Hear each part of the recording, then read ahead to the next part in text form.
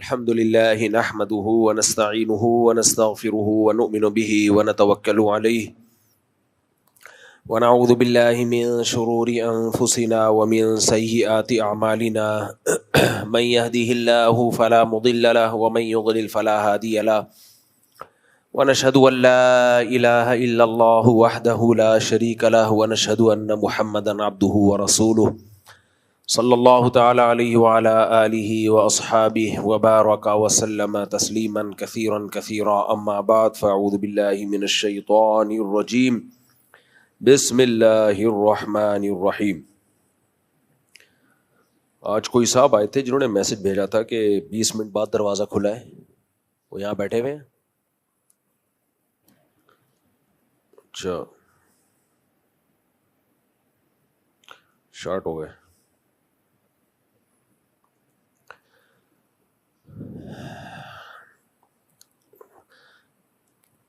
کوئی صاحب آئے تھے جو کہہ رہے تھے 20 منٹ تک میں گیٹ پہ کھڑا ہوا ہوں، دروازہ نہیں کوئی کھول رہا۔ یہ آئے تھے، پہلے آئے تھے، وہ باہر کسی دوسرے کنٹری سے تھے۔ خیر، نحمدہ ونصلی علی رسولہ الکریم۔ قرآن مجید میں اللہ تعالیٰ کا ارشاد ہے لِيَبْلُوَكُمْ أَيُّكُمْ أَحْسَنُ عَمَلًا، اللہ نے اس لیے پیدا کیا، اللہ دیکھنا چاہتا ہے تم میں اچھا عمل کون کرتا ہے۔ اس مفہوم پر میں بہت دفعہ بیان کر چکا ہوں کہ انسان کو اللہ نے دنیا میں آزمائش کے لیے بھیجا۔ اسی کو تصوف کی اصطلاح میں کہا جاتا ہے اصلاح کرانا اپنی۔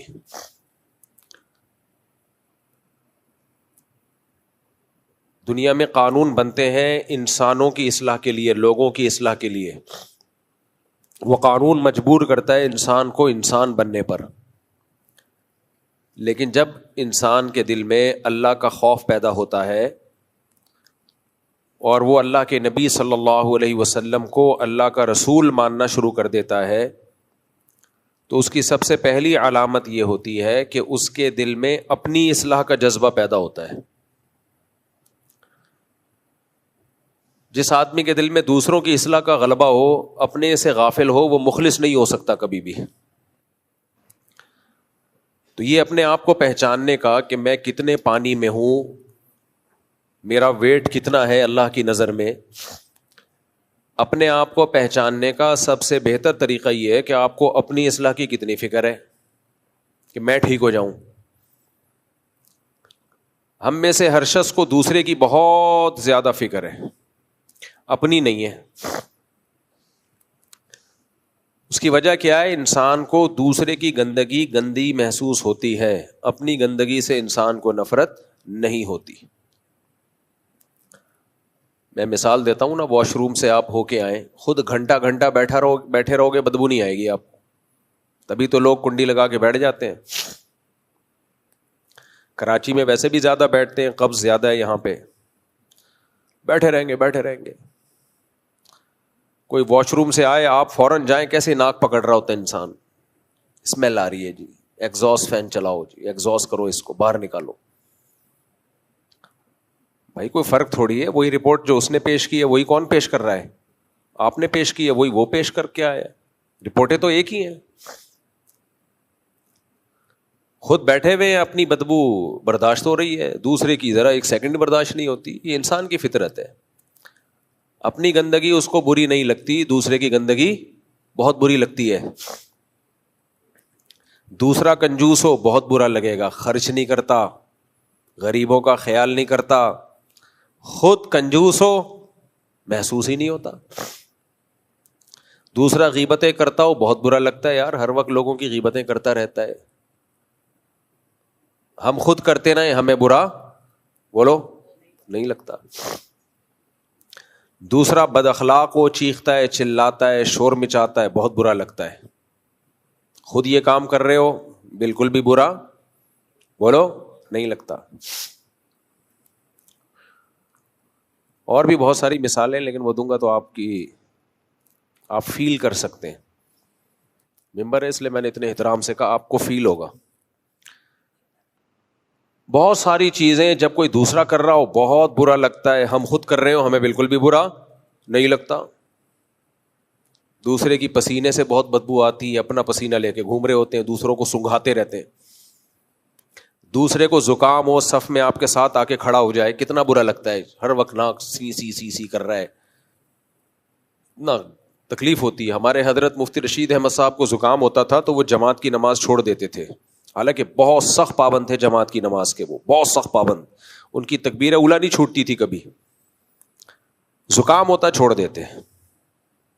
وہ کہتے تھے جب کچا پیاز کھا کے مسجد میں آنا منع ہے, جس کی بدبو سے نفرت ہوگی لوگوں کو, تو زکام میں آ کے ہر وقت ناک کھینچتے رہنا, تو اس سے تو ساتھ والے کو زیادہ نفرت ہوگی. لیکن آج کل یہ مینرز مارکیٹ سے کیا ہو گئے ہیں, شارٹ. زکام کا مریض گھر میں تو اس کو گھسنے نہیں دیتے, تو وہ مسجد میں آ کے ہی کھنکھارتا رہتا ہے. آپ وضو خانے پہ دیکھیں, اتنے ماشاءاللہ ٹھپے نظر آئیں گے نا آپ کو, اللہ معاف فرمائے, صاف بھی نہیں کرتے پھر اس کو. تو دیکھو انسان ڈنڈے سے سدھرتا ہے, ڈنڈے سے. میرے مختلف جگہوں پہ گھر ہے نا, تو ایک گھر میرا ایسا ہے جس کے پڑوسی کوئی ٹائم نہیں ہے ان کا, کسی بھی وقت شور مچانا شروع کر دیں گے. باہر نکلتے ہیں دروازہ اتنی زور سے دھاڑ کرتے ہیں, آنکھ کھل گئی تو گئے. ابھی چند دن پہلے یہی ہوا, سو رہے ہیں رات کو 2 بجے شادی کے پٹاخے, ہمارے گارڈ بھی گھبرا کے نکلے کہ کوئی دھماکہ ہوا ہے, کیا ہوا ہے, نیند گئی ختم. تو گھر والوں نے پوچھا یہ کیا ہے, میں نے کہا غریبوں کے علاقے میں رہو گے تو یہ سب کچھ بولو ہوگا. غریبوں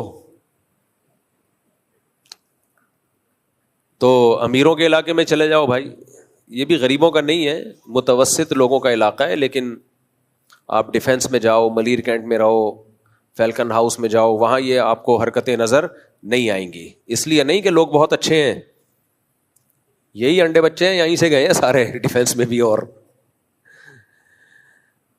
قانون جہاں مضبوط ہوگا وہاں سب ایک دوسرے کا خیال کریں گے. اللہ کے خوف سے خیال کرنا اس زمانے میں بہت مشکل کام ہے. وہ چند لوگ ہی ہیں مارکیٹ میں جو رات کو 2 بجے فائرنگ نہ کریں یہ سوچ کے کہ کوئی پڑوس میں سو رہا ہوگا. مولانا لوگ خیال نہیں کرتے آج کل, تو غیر مولانا کہاں سے کرے گا. جمعے کی تقریروں میں جو بھونپو لگا کے اسپیکر پہ پوری دنیا کو اپنی تقریر سنائی جا رہی ہے, کیوں بھائی آپ کیوں سنا رہے ہیں؟ آپ اپنی تقریر ان لوگوں کو سنائیں جو سننا چاہتے ہیں, جو نہیں سننا چاہتے زبردستی ان کے کان میں کیوں ٹھوس رہے ہو. تو مائک لگے ہوتے ہیں نا مسجدوں کے باہر. پہلے زمانے میں مسجد کے قریب گھر کی قیمت بہت زیادہ ہوتی تھی.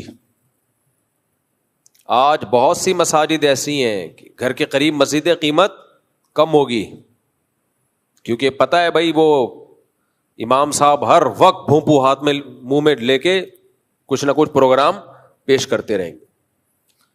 سارے امام ایسے نہیں ہوتے, لیکن بہت سے ایسے ہوتے بھی ہیں. تو دوسرے کو تکلیف سے بچانا, نبی نے فرمایا المسلم من سلم المسلمون من لسانہ و یدہ. ایک پڑوسی ہے ہمارے, وہ جب کسی کو کیا پتا کس کی بات ہو رہی ہے, اور پڑوسیوں کو بھی نہیں پتا چل رہا کہ میں ان کی بات کر رہا ہوں. چل رہا ہوتا تو اگلے ہفتے صحیح ہو جاتے نا. اس لیے کوئی کسی کی انسلٹ, کوئی کسی کی نہ دل شکنی ہو رہی ہے نہ کسی کی غیبت ہو رہی ہے, کسی کو پتہ ہی نہیں چل رہا کس کی. خود پڑوسی کو نہیں پتا چل رہا کہ میری بات ہو رہی ہے, وہ سمجھ رہا ہوتا ہے شاید دوسرے میرے پاس یہ آپشن بھی ہے نا 4 پڑوسی, تو میں کسی پڑوسی کی غیبت کروں تو وہ اس کو کیا پتا چلے گا میری غیبت ہو رہی ہے, وہ سمجھ رہا ہے کہ دوسرے والوں کی ہو رہی ہے. بہت سارے فائدے ہیں بھائی, کر لو تم بھی, بہت سارے فائدے ہیں, بہت سارے فائدے ہیں. پکڑے نہیں جاؤ گے, کسی سے قرض لے کے کھا جاؤ گے تو پکڑے نہیں جاؤ گے. میں نے قرض لے کے کھایا نہیں ہے, لیکن ایک بہترین آپشن, وہ پتہ ہی نہیں ہوتا بندہ نکلے گا کس گھر سے, پتہ ہی نہیں ہوتا بندہ نکلے گا کس گھر سے. تو نہ بھاگ سکتا ہے کہیں. مجھے باہر ملکوں کے ویزے بھی اتنی آرام سے پتہ ہے کیوں مل جاتے ہیں. جب میں FRC دکھاتا ہوں نا, فیملی ریلیشن سرٹیفکیٹ, اس میں اتنے بچے اتنی بیگم, تو امریکہ بھی کہتا ہے یہ سلپ ہونے والا بندہ نہیں ہے, کینیڈا بھی کہتا ہے یہ بندہ سلپ ہونے والا نہیں ہے, جاپان بھی اس فیملی ریلیشن سرٹیفکیٹ کو دیکھ کے بولتا ہے بندہ خاندانی ہے, بھاگنے والا نہیں ہے. اسی بیس پہ تو ویزا ریجیکٹ ہوتا ہے. ان کو خطرہ ہوتا ہے پاکستانی حالات کی وجہ سے سلپ نہ ہو جائے. جب ان کو پتا ہوتا ہے اتنا بڑا پریوار, فیملی, خاندان, تو کہتے ہیں یار اس کو تو ویزا دے دو, یہ کدھر جائے گا ان کو سب کو چھوڑ کر. لوگ کہتے ہیں اسی بیس پہ ویزا ریجیکٹ ہو سکتا ہے کہ اتنا بڑا خاندان ہے, بیزار آ گیا, بھاگ رہا ہے. ایسا نہیں ہوتا. جتنا بھی بڑا خاندان, آپ جتنے بھی بیزار ہو, دنیا میں ہر چیز کو چھوڑ کے بھاگنا آسان ہے, بچوں کو چھوڑ کے بھاگنا آسان نہیں ہے. جو لوگ بھاگتے ہیں بچوں کے لیے بھاگتے ہیں, تو بچوں کو چھوڑ کے کہاں سے بھاگ جائے گا بھائی آدمی؟ کیا خیال ہے؟ تو خاندان کو چھوڑ کے بھاگنا بہت مشکل. تو اس لیے جب تمہارے زیادہ بچے ہوں گے, زیادہ بیویاں ہوں گی, تو ویزا بھی باہر کا آسانی سے لگے گا. آسٹریلیا نے مجھے خود فون کر کے ویزا دیا ہے, کاغذ غلط فل ہو گئے تھے, 2019 یا 20 کی بات ہے. ورنہ آسٹریلیا کا ویزا دنیا کا مشکل ترین ویزا ہے. ڈاکومنٹیشن میں غلطی کر دی, ایمبیسی سے فون آیا کہ آپ کے ڈاکومنٹس غلط سبمٹ ہوئے ہیں, میچنگ نہیں ہے, آپ اس کو یوں کریکٹ کریں اور پھر دوبارہ سبمٹ کریں. سبحان اللہ. میں نے کہا بتائیں کیسے؟ اب مجھے یاد نہیں ہو رہا. انہوں نے کہا آپ لائیں پین کاپی لے کر آئیں, آپ لکھیں, ہم آپ کو بتاتے ہیں. اسٹائل دیکھو یار, عزت دیکھو. ہم لے کر آئے, ہم نے لکھا, تو اس نے بتایا یہ طریقہ ہو. اسلام آباد سے فون آیا تھا, تو ہم نے پھر اس کے حساب سے سبمٹ کیے, لگ گیا ویزا. باہر ملک کوئی کسی سے ٹینشن میں نہیں ہے, وہ سب آپ کو ویزا دینا چاہتے ہیں. نہ ان کو پاکستان سے نفرت ہے, نہ کسی اور کنٹری سے. ان کو نفرت ہے ہمارے ایٹیٹیوڈ سے. ان کو پتا ہوتا ہے یہ کمبخت وزٹنگ ویزا لگا رہا ہے, اصل میں بے روزگاری سے بھاگ رہا ہے. یہاں آ کے سلپ ہوگا, پھر اسائلم داخل کرے گا کہ مجھ پہ خطرہ ہے, خود اپنے اوپر حملے کروائے گا, شب برات کے پٹاخے پھٹوائے گا اپنے اوپر, ویڈیو بنائے گا کہ بم دھماکہ ہوا ہے, اور یہاں آ کے سلپ ہو جائے گا. ہمارا کردار ٹھیک ہو تو سب ویزے دینے کے لیے تیار ہیں. دبئی میں بین ہو گئے, ابو ظہبی میں بین ہو گئے, یہ سب کیا ہو رہا ہے؟ What's going on?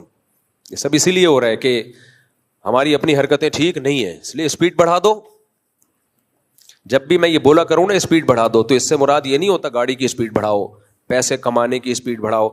جب بھی میں یہ لفظ بولوں کہ اسپیڈ بڑھاؤ, یار اس کی مائک تو تیز, آواز تو بڑھاؤ نا. جب بھی میں یہ بولا کروں اسپیڈ بڑھا دو, تو سمجھ جاتے اس کا مقصد کیا ہوتا ہے؟ بیویوں کی اسپیڈ بھی اور بچوں کی اسپیڈ.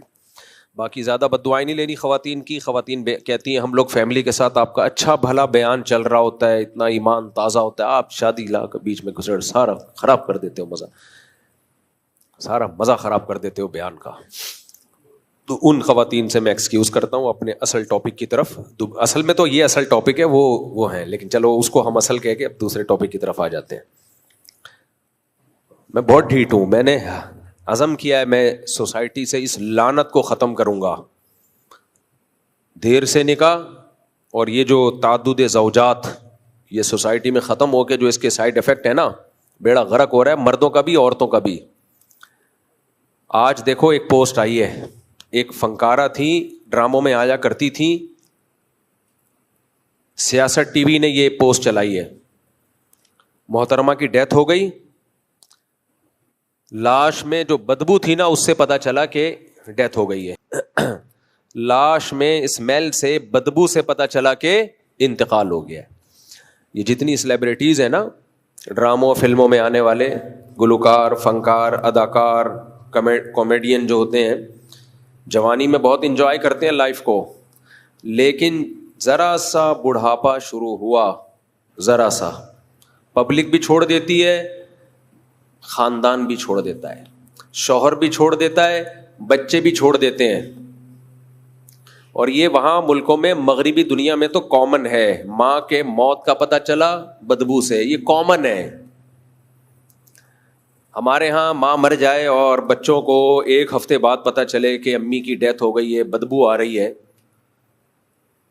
تو لوگ سر اٹھا لیں گے آسمان پہ, یار تمہیں تمہاری ماں مر گئی, تمہیں نہیں پتا چلا. لیکن وہاں سر نہیں اٹھایا جاتا, کامن ہے. میں نے بتایا تھا نا ابھی حج پہ ہمارے ایک دوست ملے, کہنے لگے وہاں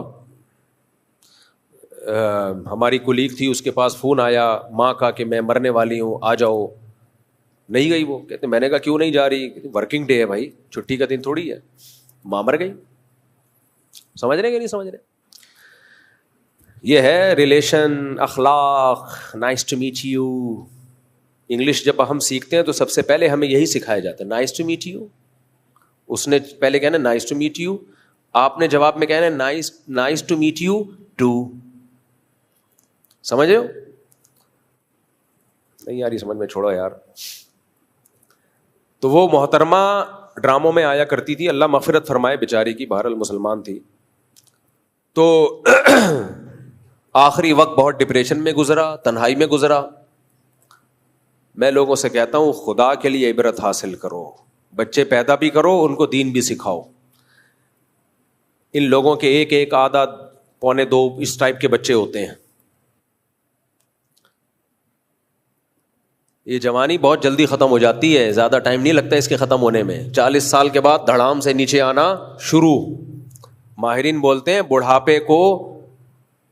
بڑھاپا آنے کو کے پروسیس کو سست کیا جا سکتا ہے, ختم بولو نہیں کیا جا سکتا. آپ بہت اچھی خوراکیں کھا لیں, آپ جم جائیں, ایکسرسائز کریں, تو کیا بوڑھے نہیں ہوں گے؟ بوڑھے پھر بھی ہوں گے, ہاں تھوڑا دیر سے بوڑھے ہو جائیں گے. اور جو صحت کا خیال نہیں کرتے وہ ذرا 40 میں ہی بڈھے لگنا شروع ہو جاتے ہیں. اچھا یہ بھی بتا دوں, جو بڈھا لگ رہا ہو ضروری نہیں کہ بوڑھا ہو. میں نے بہت سے ایسے دیکھے جو لگتے کچھ اور تھے, نکلے کچھ اور. لگتے تھے کہ بوڑھے ہیں, بڑھاپے میں انہوں نے شادی کی 80 سال میں, رپورٹ پازیٹیو آئی, 2 4 بچے ہو گئے ان کے. اور ایسے بھی بہت سے دیکھیں لگتے تھے نکلے نہیں, بیلنس ہی نہیں. خیر پھر ہم دائیں بائیں چلے جاتے ہیں یار. تو اس لیے یہ جو خاندانی نظام پر میں اتنا چیختا رہتا ہوں, اسی لیے چیختا رہتا ہوں کہ ہمارے مسلمانوں میں بھی وہی کلچر آ رہا ہے. خاندانی نظام کی ایسی کی تیسی ہو رہی ہے. تو تمہارا بڑھاپا بھی جاپانیوں والا ہوگا, چائنا والا بڑھاپا ہوگا. میں نے بتایا نا ملیشیا میں 2 چائنیز بڈھیاں دیکھی میں نے. ملیشیا میں ہم جس مولانا صاحب کے گھر میں ٹھہرے ہوئے تھے, پڑوس میں چائنیز خواتین رہتی تھیں. میں گیا ان سے ملنے تو 2 بڈھیاں بالکنی میں بیٹھی ہوتی تھی, آنکھوں سے آنسو, تنہائی تنہائی تنہائی. تو مجھے ان پڑوسیوں نے بتایا, جو میرے ہوسٹ تھے, انہوں نے بتایا کہ سال میں 1 آدھ دفعہ ان کا بیٹا یا کوئی بیٹی آ جاتی ہے, کوئی پھول وول لے کے تھوڑا ہیلو ہائی کر کے پتلی گلی سے نکل جاتے ہیں, کوئی پوچھنے والا نہیں. گورنمنٹ آتی ہے, خیال کرتی ہے حکومت. یہ والا بڑھاپا چاہتے ہو ٹھیک ہے, نہ ٹائم پہ شادی کرو, نہ بچے پیدا کرو, بچے 2 ہی اچھے تربیت یافتہ, ایک کو ڈاکٹر بناؤ, ایک کو کیا بناؤ, انجینئر بناؤ. اور ظاہر ہے اچھا ڈاکٹر اچھا انجینئر پاکستان میں تھوڑی رہے گا, UK جائے گا, امریکہ جائے گا. تو وہ جو 2 بچے نکلے تھے وہ بھی بڑھاپے میں کہاں ہوں گے؟ بولو نا, باہر. اور آپ بڈھا بڈھی یہاں پہ 1000 گز کے بنگلے میں ایک دوسرے کا منہ تک رہے ہوگے, ایک دوسرے کا منہ تک رہے. قرآن کے الفاظ کیا ہیں؟ وَبَنِينَ شُهُودًا, اللہ کہتے ہیں میں نے انسان پر احسان کیا. وَبَنِينَ شُهُودًا, اسے بیٹے دیے حاضر رہنے والے. بیٹے دیے, بولو نا کیا ہو گیا میرے بھائی, حاضر رہنے والے. بیٹا جب رونق ہوتا ہے جب وہ آپ کے, یار جملہ کمپلیٹ کیا کرو نا, ہمیں بھی تو گرمی لگ رہی ہے نا. میرا مقصد بیان ہوتا ہی نہیں ہے, میرا مقصد تو آپ کو موٹیویٹ کرنا ہے. میرے جو خالصتاً علمی بیان ہے وہ میرے چینل پہ آپ اسپیچز پہ تفسیر کے لیکچر سن لیں. آپ لوگ کہتے ہیں نا مفتی صاحب آپ ایک آیت پڑھتے ہیں اور دائیں بائیں چلے جاتے ہیں, تو میرے تفسیر کے لیکچر ہیں مفتی طارق مسعود اسپیچز میں, پلے لسٹ میں آپ جائیں گے, اس میں A to Z پورا قرآن ہے. صرف 1 پارہ رہ گیا, وہ بھی انشاءاللہ بھی کمپلیٹ ہو جائے گا. 29 پارے ہو چکے ہیں. 40 منٹ کے 560 یا 61-62 تقریباً لیکچرز ریکارڈ کیے میں نے. وہ خالصتاً قرآن کی ٹو دا پوائنٹ تفسیر ہے, سمجھتے ہو. اس میں کسی سے یہ نہیں کہتا کہ فل ان دا بلینکس یہاں یا نہ میں جواب دیں, وہ ٹو دا پوائنٹ قرآن کی تفسیر ہے. وہ 40 منٹ میں پیش کرتا ہوں, تو جس کو قرآن پورے طور پہ سمجھنا ہے وہ لیکچر سنے. یہ جو مجلس ہوتی ہے جمعہ اور اتوار کی, یہ علمی کم اور اس میں موٹیویشن کا عنصر زیادہ. تھوڑی سی بات ہے لیکن اس پہ موٹیویٹ کرنا ہے, عمل پہ لانا ہے. تو عمل پہ لانے کے لیے 5 گٹکے کی مثالیں بھی آئیں گی, اور واقعات بھی آئیں گے اور تھوڑا بہت طنز و مزاح بھی ہوگا تاکہ آپ بور نہ ہو. تو یہ سب کچھ چلتا ہے. مجمع کو بٹھا کے رکھنا ہے نا. میں ایسے افلاطون بن کے یہاں بیان شروع کر دوں آپ سارے سو جاؤ تو یہ موٹیویشن تھوڑی ہے. ابا بات سمجھا رہے ہیں اور بیٹا سو جائے خراٹے لے کے, تو اس کا مطلب فالٹ کس میں ہے؟ ابا میں. پتہ ہی نہیں چل رہا یہ نصیحت کر رہے ہیں یا لوری سنا رہے ہیں. تو یہ اسپیکر کا کام ہوتا ہے کہ وہ جب نصیحت کرے, لوگوں کو کسی عمل پہ ابھارنے کی کوشش کرے, تو اس کا اسٹائل ایسا ہونا چاہیے کہ لوگ انگیج رہیں اس کے ساتھ, تاکہ لوگوں کا جو ٹائم ہے وہ ضائع نہ ہو. اس میں میرا ٹائم اتنا ضائع نہیں ہوگا, آپ کا زیادہ ضائع ہوگا. ہاں, تو ہم یہ عرض کر رہے تھے کہ ہم نے جو ابھی مثال دے رہے تھے نا آپ کو کہ یہ جو بیچاری فنکارہ کا انتقال ہو گیا, اور تو کیا ہے یہ باہر ملکوں میں یہی تو ہو رہا ہے, خاندانی نظام کی ایسی کی تیسی. تو ایک بچہ باہر امریکہ گیا ہوا ہے, ایک کہاں گیا ہوا ہے, یو کے گیا ہوا ہے, بوڑھے ماں باپ اکیلے. لوگ کہتے ہیں وہاں بلا لیتے ہیں, بلا کے بھی بیچارے کیا حال ہوتا ہے یار, وہ بات تھوڑی ہوتی ہے. وہ چلے بھی جبھی جاتے ہیں جب ان کا یہاں کچھ ہوتا نہیں ہے, ورنہ بوڑھا کہاں جائے گا اپنے خاندان کو چھوڑ کر, اپنی جگہوں کو چھوڑ کر. تو اس لیے جو شریعت ہے نا اس کو فالو کرو, اسلام کو فالو کرو, اور توکل کس پہ کرو؟ بولو اللہ. کیونکہ جہاں زیادہ بچوں کی شادیوں کی بات آئے گی فوراً سوال ہوگا کھلائیں گے کہاں سے. بھائی مہنگائی کا دور ہے بھائی, صرف پیدا ہی نہیں کرنا ہوتا, پالنا بھی ہوتا ہے. تو کون کہہ رہا ہے کہ پالنا نہیں ہے؟ ایک مثال دے کے بس آگے چلتا ہوں, میں اصل بیان کی طرف آتا ہوں, یعنی اصل بیان سے ہٹتا ہوں, اصل بیان کی طرف آتا ہوں. تو دیکھو لوگ یہ کہتے ہیں کہ اتنے بچے ان کو پالیں گے کیسے ہم, ان کی تربیت نہیں ہو پائے گی.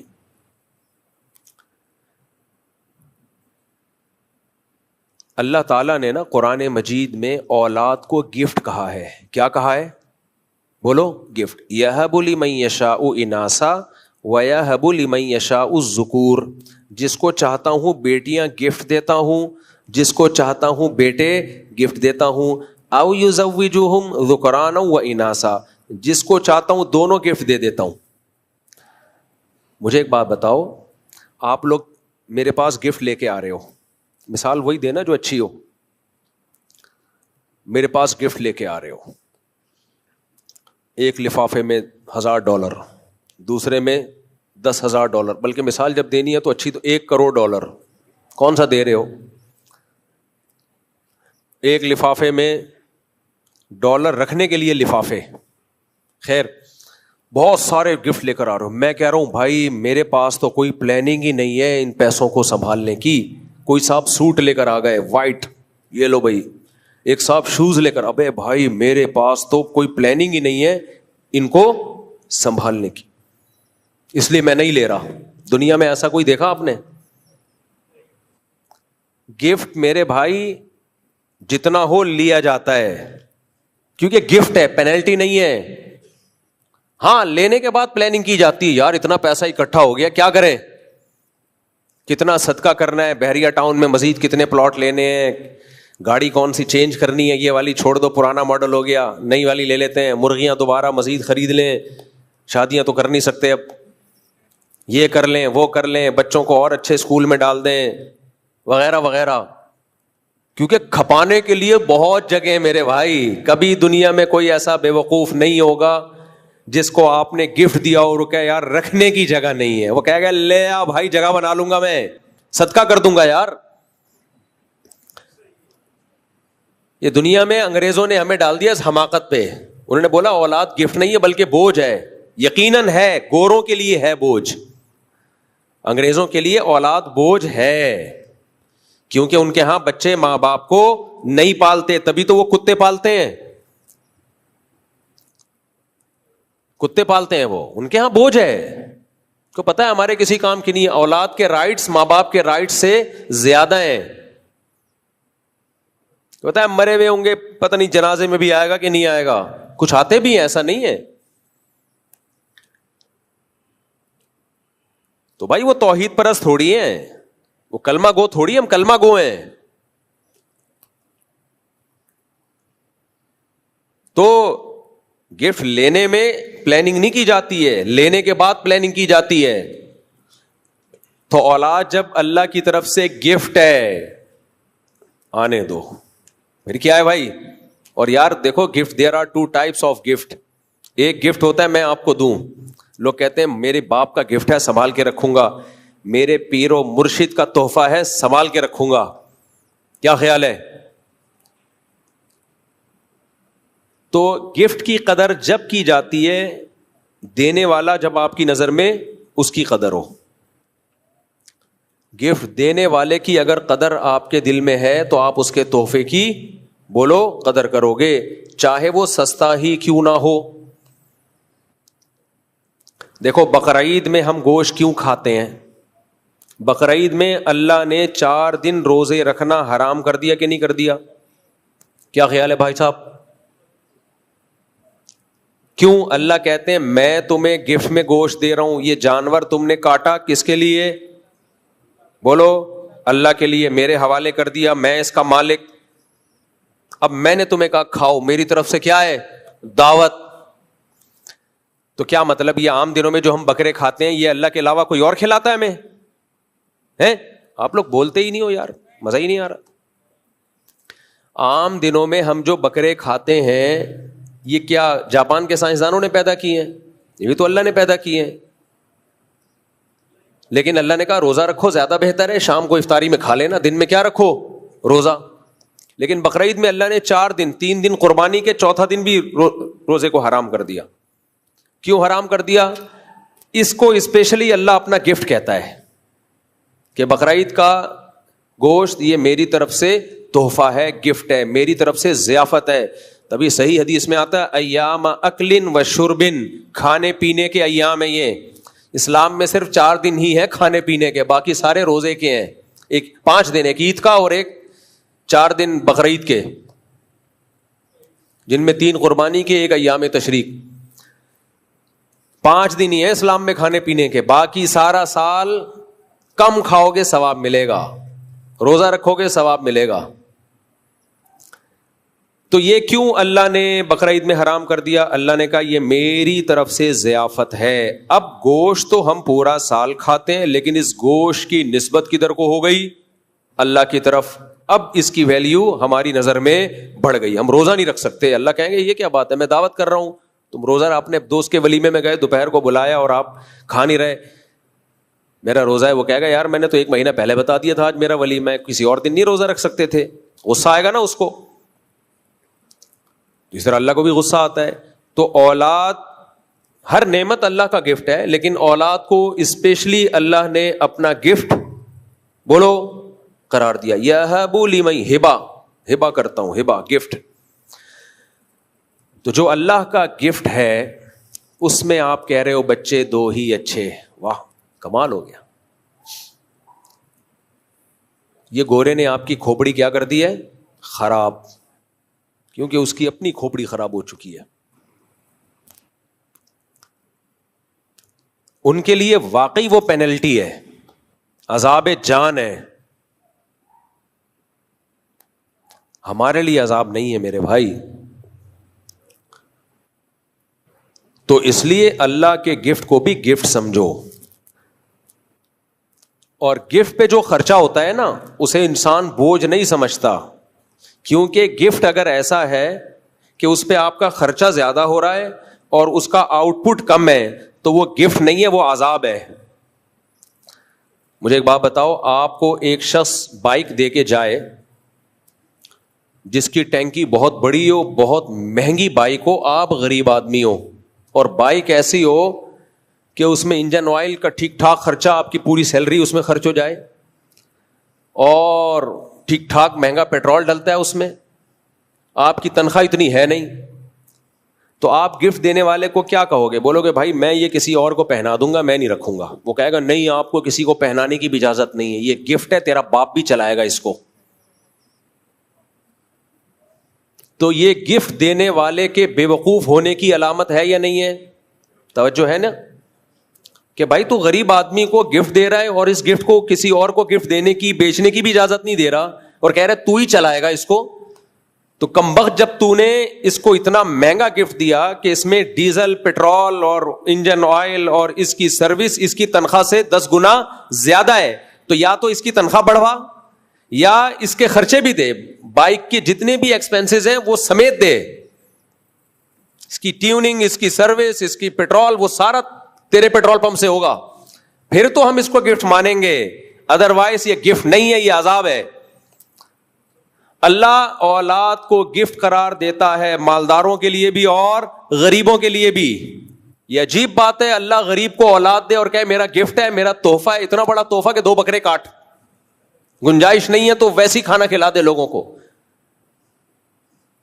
اور پھر اللہ کہہ رہا ہے کہ اس کے خرچے اس کے آؤٹ پٹ سے زیادہ ہیں, تو یہ گفٹ نہیں ہے, پھر یہ کیا ہے؟ عذاب ہے. تو پھر یہ قرآن غلط ہو جائے گا میرے بھائی, پھر تو قرآن غلط ہو جائے گا, معاذ اللہ, اللہ غلط ہو جائے گا. اللہ کہے گا اللہ تو غریب کو بچہ دے رہا ہے لیکن مہنگائی کے دور میں دے رہا ہے تو اس کو, اور پھر اس غریب کا اتنا خرچہ کرا رہے اس بچے کے اوپر اور اس کا آؤٹ پٹ کچھ بھی نہیں ہے, اس کے ایکسپینسز اس کی انکم سے زیادہ ہیں, تو پھر یہ یا تو گفٹ نہیں ہے, یہ عذاب جان ہے,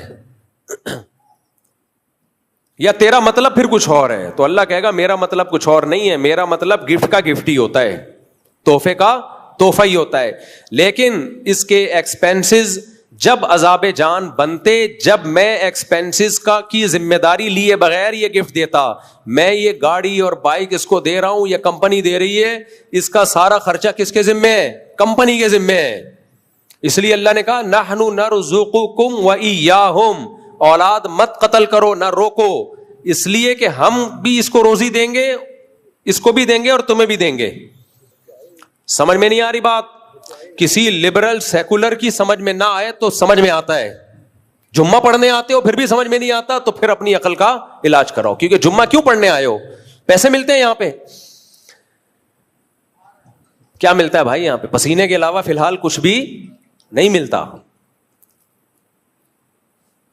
اس لیے آتے ہو, اللہ نے بولا ہے بھائی, جب اللہ کی بات پہ بغیر دیکھے ایمان لا رہے ہو اور جمعہ پڑھنے آ رہے ہو, تو جس اللہ نے جمعے کو فرض قرار دیا ہے اسی اللہ نے بولا ہے کہ رزق کی تنگی سے اولاد کو مت روکو.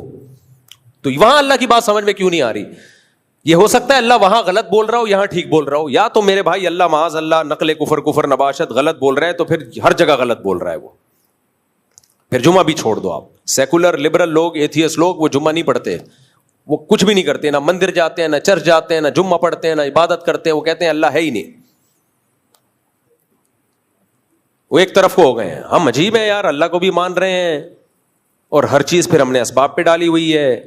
اسباب اختیار کرنا فرض ہے, لیکن جب شریعت کے مقابلے میں آئیں گے, اللہ رسول کے مقابلے میں آئیں گے, تو بھائی پھر کون ہے؟ اللہ پہلے ہے, پھر اللہ پہلے ہے بھائی صاحب. اس لیے اس پر امت کا اجماع ہے کہ غربت کے خوف سے آپ نسل نہیں روک سکتے کہ کھلاؤں گا کہاں سے, نا نا نا نا نا. یہ سیکولر لبرل لوگ یہ کام کر سکتے ہیں, مسلم کو یہ سوچنے کی اجازت بولو نہیں ہے. تو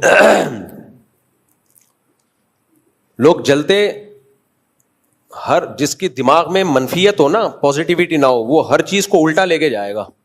میں خود بھگتا ہوا ہوں. یہ میرے دوست یہاں بیٹھے ہوئے ہیں, میری کیا حالت تھی, بچوں میں بچے پیدا کیے جا رہا تھا, لوگوں نے کہا تم اپنی انکم تو دیکھو مفتی صاحب, کھلانے والا اللہ ہے. اب جب اللہ کھلا رہا ہے تو ابے ان مولویوں کے پاس چندے کا پیسہ آ رہا ہے, خدا کی قسم نہیں آ رہا, 1 روپے حرام ہے مجھ پہ چندے کا. میں روزانہ میرے گھر والوں سے پوچھو, بیٹھ کے کیلکولیشن ہی کرتا رہتا ہوں کہ زکوٰۃ کی رقم میری رقم میں مکس نہ ہو جائے,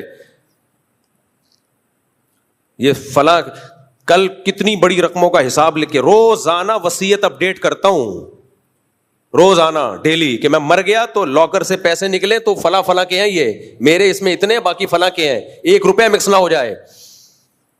اس پہ کئی گواہ ہیں میرے پاس, اور اکیلا نہیں چھوڑا ہوا, 3 4 بندوں کو کے پاس وہ سسٹم ہے, نظام ہے, وصیت کی بھی ہے کہ ایک آدمی کے ہاتھ میں نہیں آئے گا. لیکن جب منفی سوچو تو پھر مثبت سوچو تو آپ بولو گے یار مفتی طارق مسعود بولتا تھا نکاح بھی کرو, اولاد بھی پیدا کرو, کھلانے والا کون ہے؟ اللہ. اور اس نے اللہ پہ توکل کیا, عمل کیا, سارے ماشاءاللہ بچے فٹ فاٹ زندہ, میں بھی زندہ. کتنے لوگوں نے مارنے کی کوشش کی, صرف اسی برکت سے نہیں مرا میں, کہ اللہ نے کہا یہ مر گیا تو پھر مسئلہ یہ ہوگا کہ لوگ بولیں گے دیکھو یہ ہوتا ہے. مرنے کا کوئی بھروسہ نہیں ہے, کبھی بھی مر سکتے ہیں, لیکن اب تک تو بچ گئے نا. نہ بھوک سے مرے الحمدللہ, نہ کسی اور طرح سے مرے. اب کوئی مار دے تو الگ بات ہے یہ سن کے. تو اور اپنے ساتھ کے بھی ہم نے لوگوں کو دیکھا, بچے بھی ہو رہے ہیں, شادیاں بھی. اب ہمارے جو دوست ہیں جن کا میں اکثر نام لیتا رہتا ہوں, بیچارے کی محدود آمدن ہے, بچے بھی پیدا ہو گئے, بڑے بھی ہو گئے, بچوں کی شادیاں بھی کرتی ہیں, ان کے بھی بچے ہو گئے, اور بیچارہ پیسے والا سوچتا رہے گا ایکچولی ابھی آمدن اتنی ہے تو ایکچولی اس میں اتنے ہو سکتے ہیں, ایکچولی وہ ایکچولی کرتے کرتے بڈھا 1000 گز کا بنگلہ, پھر وہ کہے گا اب ایکچولی کا ٹائم نکل گیا.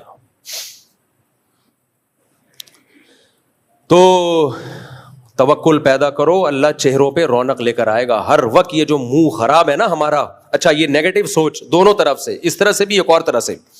ابھی پاکستان نے جنگ جیتی الحمدللہ انڈیا کے خلاف, ساری دنیا میں ہماری عزت ہو گئی. میں سعودی عرب گیا, سعودی بھی مل رہے ہیں ماشاءاللہ, واللہ پاکستانی, واللہ پہلے نہیں ملتے تھے. سیلفیاں لے رہے ہیں پاکستانیوں کے ساتھ, سعودی مزدوروں کے ساتھ, اتنی عزت ہو گئی. خوش ہونا چاہیے لیکن نہیں. ابے یہ سب پری پلان تھا, ابے یہ سب ڈرامے بازی تھا, ابے مودی نے پہلے سے طے کیا ہوا تھا کہ میری بھی مٹی خراب ہو رہی ہے, تمہاری بھی مٹی خراب ہو رہی ہے, تو میں تم پہ حملہ کروں گا, جواب میں تم نے مجھ پہ حملہ کرنا ہے, دونوں کی عزت ہو جائے گی. گورنمنٹ کی طرف سے الٹا سوچنے پر کوئی پابندی نہیں ہے, منفی سوچتے رہو بیٹھ کے.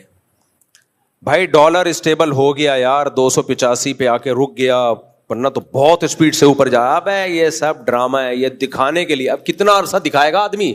دلہن کو بیوٹی پارلر میں لے جا کے بدصورتی چھپا دی تو کیا ساری زندگی چھپی رہے گی؟ چلو رخصتی والی رات کو نہیں پکڑی گئی, 2-4 دن نہانے کے بعد تو پکڑی جائے گی نا. اور اگر 1 سال تک پکڑی نہیں گئی تو پھر ٹھیک ہے یار, اسی کو انجوائے کرو. جب آرٹیفیشل خوبصورتی میں بھی تمہیں اوریجنل نظر آ رہا ہے تو ٹھیک ہے نا, مقصد تو حاصل ہو گیا. اب دلہن تیار ہو کے آئی, شوہر کے دماغ میں جو ہے وہ منفیت ہے, وہ کہہ رہا ہے کہ نہیں ایکچولی تم اصل میں خوبصورت نہیں ہوئی, یہ بیوٹی پارلر کی محنت ہے. دلہن کہے گی بھائی 1 ہفتے تک محنت ہوتی ہے, 2 ہفتے ہوگی, سال ہو گیا, 2 بچے پیدا ہو گئے. کہے گا نہیں اصل میں میرے ساتھ دھوکا ہوا ہے, تم اتنی خوبصورت ہو نہیں جتنی دکھ رہی ہو. کہے گی بھائی دھوکا جھوٹ 2-3-4 دن تک چلتا ہے نا, 2 بچے پیدا ہو گئے, مننے کے ابا بن گئے, اور اب کہہ رہے ہو یہ جو میرا رنگ ہو رہا ہے یہ کریم سے ہوا ہے, اوریجنل میں نہیں ہے. تو یہ ہماری قوم کا اس وقت حال ہو گیا ہے ملک کے بارے میں, پاکستانیوں کا. ملک کے خلاف اتنی نیگیٹیوٹی ہے کہ بے شمار پازیٹیو چیزیں سامنے آ رہی ہیں, مگر میں نہ مانوں. آج میری ایک دوست سے گپ شپ ہوئی, میں نے ان کو انڈیا کے ایک چینل کا لنک بھیجا جس میں انڈیا کہہ رہا ہے کہ مودی نے ہماری ناک کٹوا دی, پاکستان آرمی کے بارے میں یہ کہا, یہ تو کمزور ہیں, ان کے پاس تو جہاز نہیں ہے, رافیل کی ایسی کی تیسی کر دی, یہ کر دیا وہ کر دیا, اور یہ کیا ہو گیا. میں نے کہا دیکھو دشمن کہہ رہا ہے کہ ہم جیت گئے, اور پھر انڈیا کہہ رہا ہے امریکہ نے اب پاکستان کے چیف کو بلایا ہے, بھائی زہرانہ دے رہا ہے اس کو, لنچ پہ بلایا ہے. یعنی ہمیں پوچھ نہیں رہے, اب پوچھ کس کو رہے ہیں؟ پاکستان کو پوچھ رہے ہیں, آرمی چیف کو بلا رہے ہیں. یہ انڈیا غم سے, جو ان کا چینل ہے نا مودی,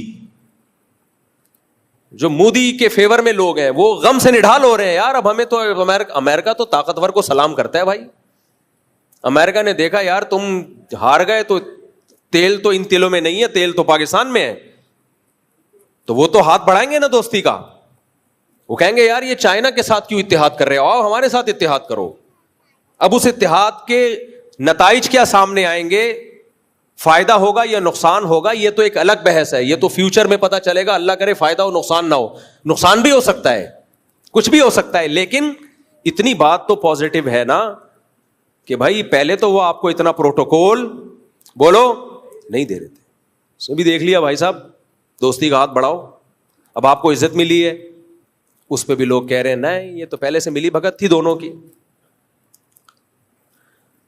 ملی بھگت تھی دونوں کی. یہ تو پہلے سے پلان تھا کہ ہم یوں کرنا پھر یوں کرنا پھر یوں کرنا پھر یہ کرنا وغیرہ وغیرہ بناتے رہو, اور معلومات 1.5 انچ کی بھی نہیں ہے بالکل. وہ جو میم بنائی ہے نا کسی نے, ہمارے تبصروں کی حالت کیا ہے, جو ہم تبصرے کرتے ہیں بیٹھ کے,